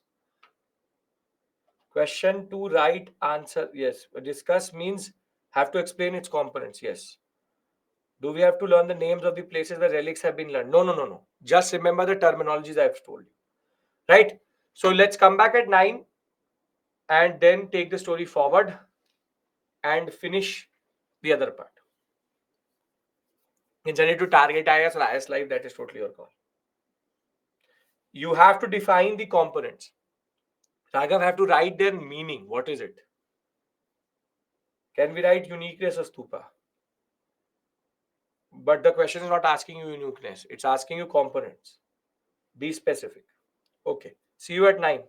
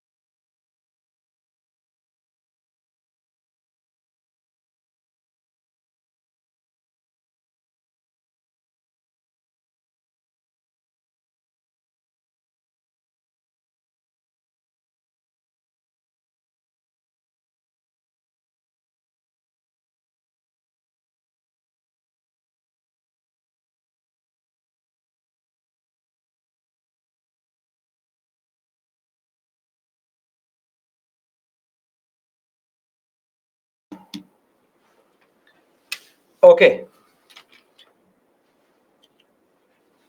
Now,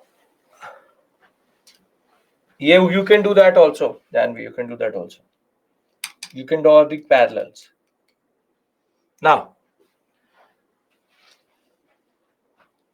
we have seen two expressions of Maurya post-Maurya. One being the Mauryan pillars, the second one being caves, not caves, but stupa. And this year, a direct question came from stupa 2023, straightforward. And it was just based on whatever discussion we had. Every time we have it, very straightforward discussion. Third expression is called cave architecture. Cave architecture.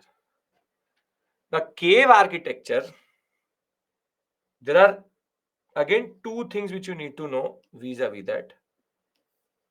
The first expression and the types of caves.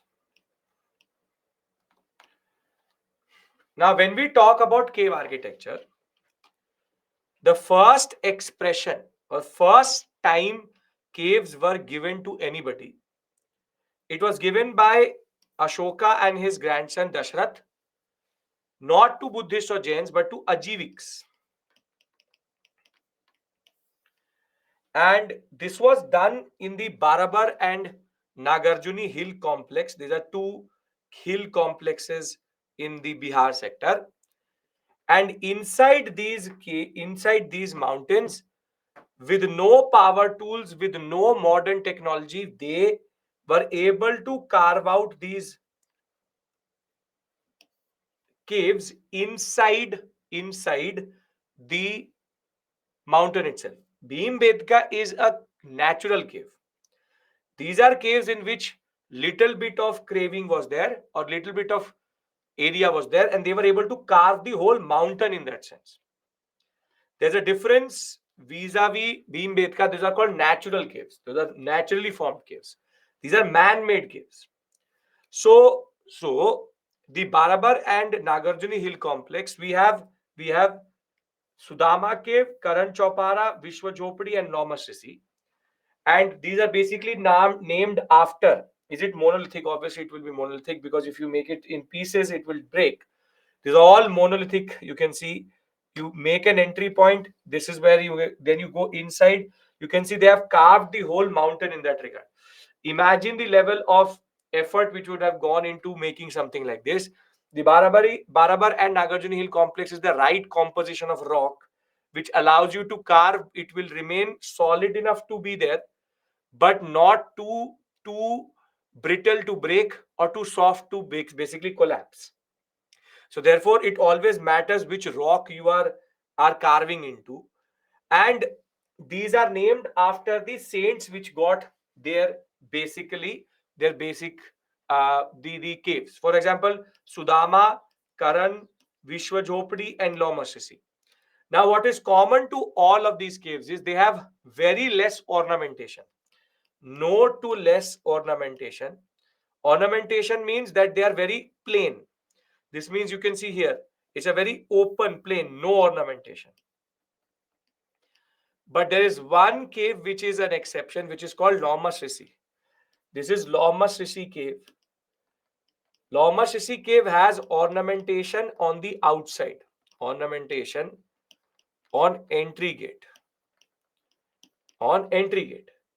So the way they carved it is again very beautiful. They did not have the level of carving more than this, but they did it like this itself. It's called the Lomas Rishi cave. And for the examination, you have to remember three things. Who got it? Ajiviks got it. Second, who gave it? Ashoka and Dashrath. Third, where is it? Barabar and Nagarjuni Hill complex in Bihar. Fifth, characteristics. All of them are absence of ornamentation. However, Lomas Rishi cave is the exception. Why did they give it? Appease. To make, this is a grant. It has been given to these rishis as to appease them. It's for their benefaction. It is for benefits. You do good for your people, you are going to do good for saints. So because the Mauryans were initially Ajiviks, or specifically Ashoka was an Ajivik, he was rewarding the Ajivik saints. So it's a way of remembering, it's a way of appeasement. So are we clear about the four why, what, when, and how? Why? To appease the Ajiviks. Where? Barabar and Nagarjuni Hill complex. Who? Ashoka and Dasharath. And very simply, they are caves given to appease these different saints of Ajivikism. Are we clear about this? Because then Rishi means a saint. Yes? Okay. Now comes the more complicated ones. This is the easiest. When it comes to Buddhist caves,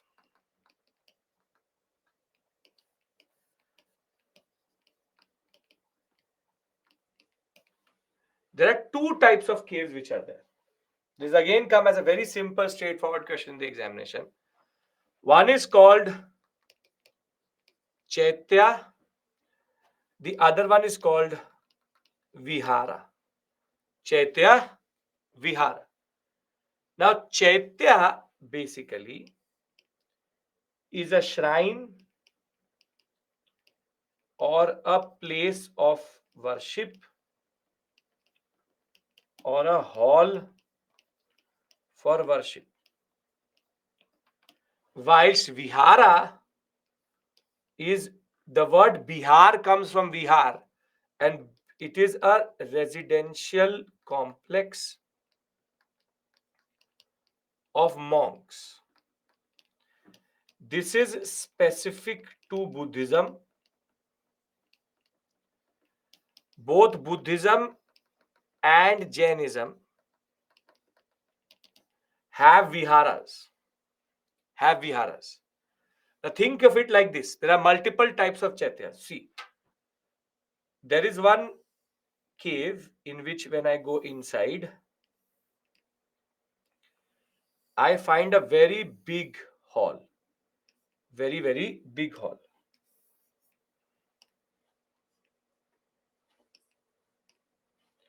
And a very big hall.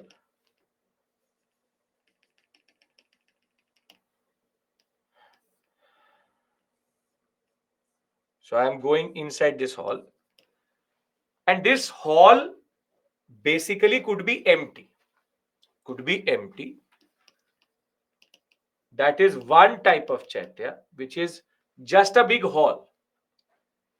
Buddhist caves are man-made only, mostly. I'll remove this word because then you will start to play with this in the examination.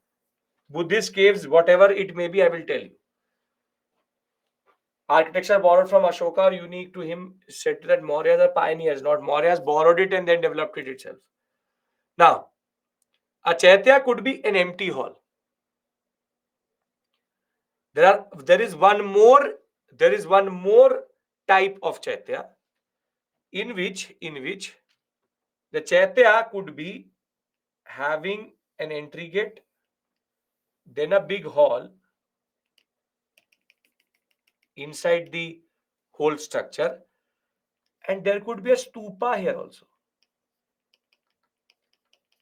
Small stone stupa could be there. What does this stupa represent? What does this stupa represent?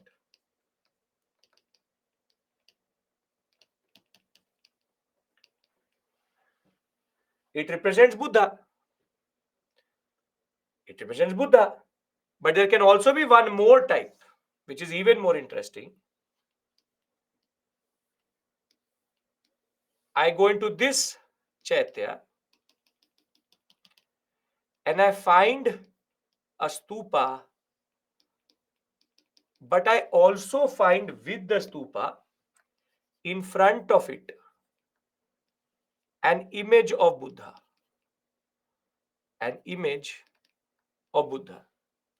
Which is chaitya with stupa and image of Buddha.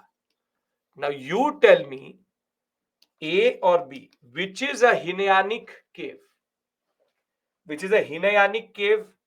out of these two? Very good. This would be a Hinayanic Buddhism cave because they are worshipping Buddha through his symbols. Whilst Mahayanic cave will have Buddha and Buddha's image also. So now a chaitya could just be a hall, could be a congregation hall for prayers, and you could then also have a Hinayanic and a Mahayanic cave in which you have only stupa, and you could have stupa plus image. Do you get what a chaitya is? Do you get what chaitya is? What is Hinayanic Buddhism? One type of Buddhism in which Buddha is considered good teacher, not a god. Do we understand what is the chaitya now? Because then I will link the vihara with this. Okay. Now there is one more configuration. You have a chaitya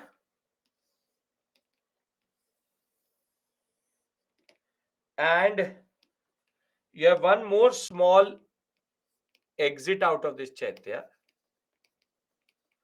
and thereafter you have one very big area in which rooms have been carved out.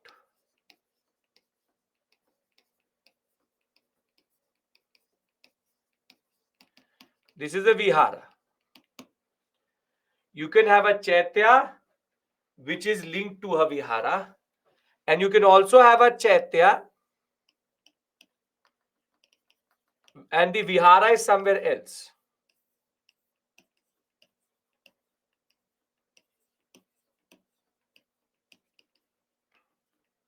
And then you have to walk towards the chaitya and come out of it. Now, think of it like this, that chaitya is your school or your college.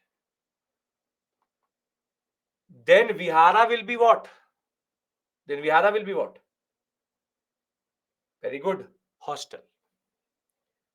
It's a hostel. Basically, chaitya is where you prayer, study, and the hostel can and cannot be attached to the school or college.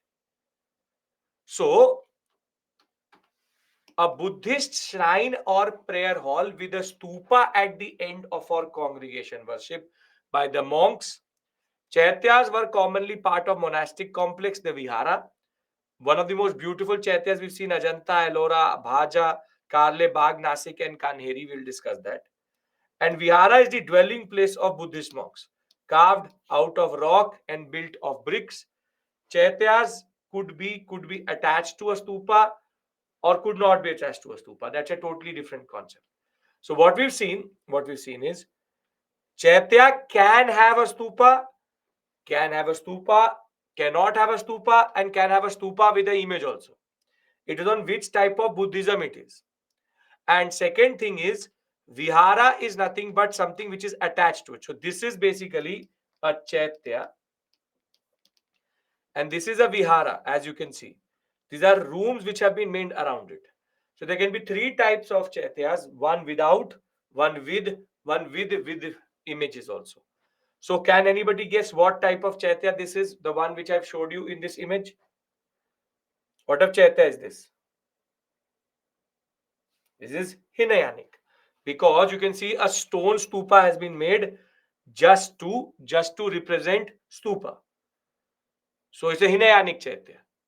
So very simply, vihara are rooms which have been made inside a whole mountain structure itself. You can have multiple rooms there, and they can be attached to or be separate to a chaitya complex in that regard.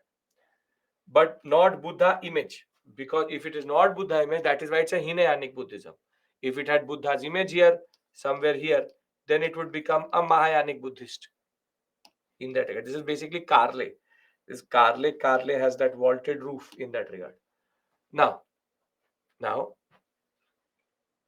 who built it? I will tell you who built it, what built it. I will discuss that with you. Now,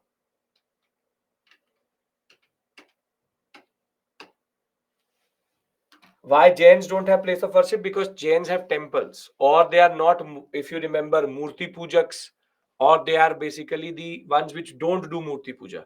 The ones who do Murti Pujaks basically go to the temple. So they have their own monastic establishment, but they don't have temples in that regard. On the other side of the spectrum, Buddhists mostly need this place of worship in that regard because Buddhist temples are not very common. So the difference comes in that sense. So either you follow a saint in Jainism, who are they called? The other side of the Murti Pujaks. Come on, tell me. One is Murti Pujak. The other one is what? Therapanthi. Therapanthi. And last one, three, I told you, in Shwetambar. Very good. Sthanakvasi. Sthanakvasi will go with the monk. So the monk will reside, they will worship the monk. Then the Murti Pujaks will go to temples. For example, you have in Mount Abu, you have a temple. And one will just, so these are two basic types, worship the Murti or worship the saint. Either way, you don't really need it. Now, there are two things which I want to do here. See, I don't want to discuss the caves right now because there's a very specific outcome which needs to come out of it, which is a Venn diagram, which will help you in answering any question. And I in no way want to rush it in that regard, that I'm rushing it and doing it. So I want to rather do three things with you. First, discuss what we've already covered. Second, I want you to make the diagrams with me. And third, I want to basically revise. So first things first, face value. Is this making more sense than Nitin Singhania? You tell me. The way we are going about it, which is moving from period to period vis-a-vis architecture, which is that I am not trying to complicate a period by adding too much detail into it. We are only discussing thematics. We are in architecture right now. We have already covered Indus Valley Civilization. We've discussed Mauryan architecture pillar, Mauryan architecture stupa. Tomorrow, first 15-20 minutes, half an hour will take caves. But we start a very, very, very important module, which is temple architecture. It always takes me 3.5 classes to cover architecture, but it's worth it, though it should be covered in 2. But very importantly, tomorrow we do Nagara Dravida Vaisara. We do a very important module, which is tomorrow, which is temple architecture. Now, second thing is,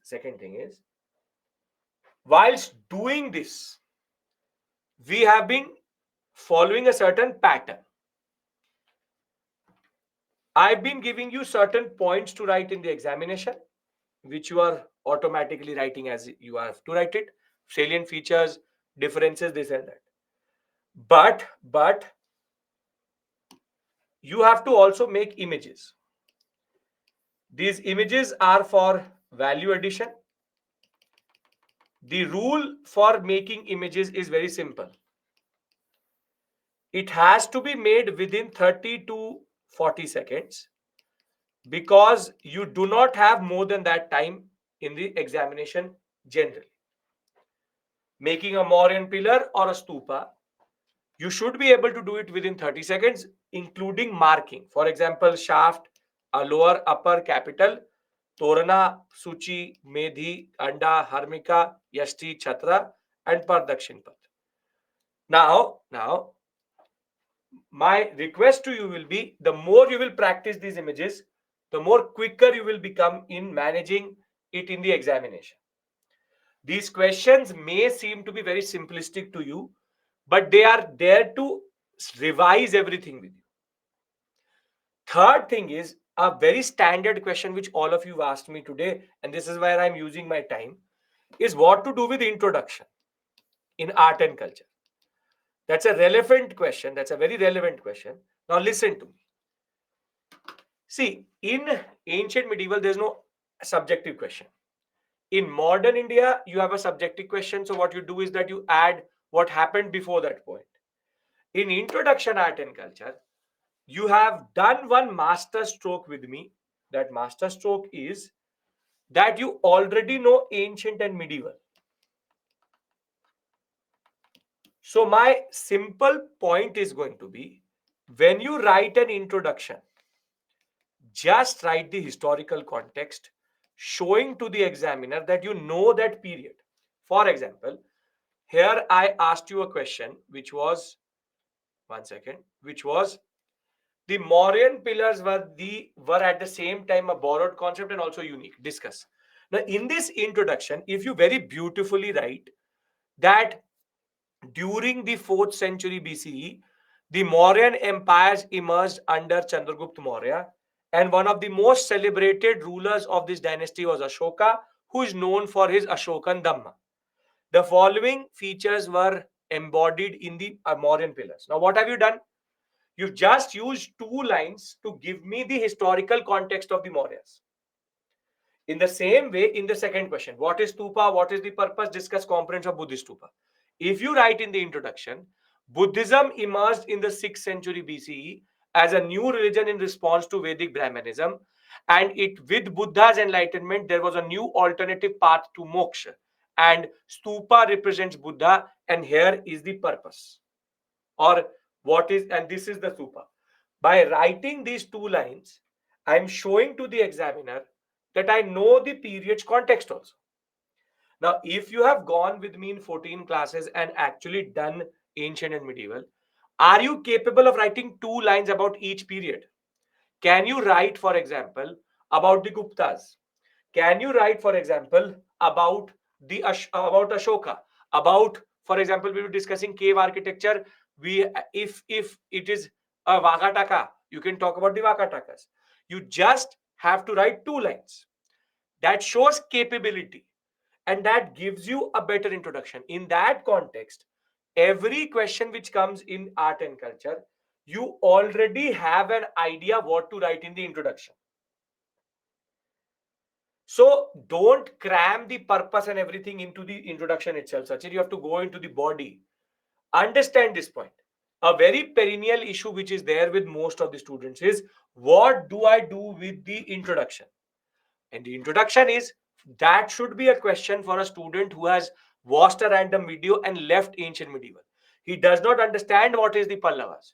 But if you know where are the Pallavas, who are the Pallavas, when somebody is talking about Mahendra Varman, why not just write that the Pallavas were a post-Gupta dynasty which existed? They were in perpetual conflict with the Chalukyas, and that shaped their history.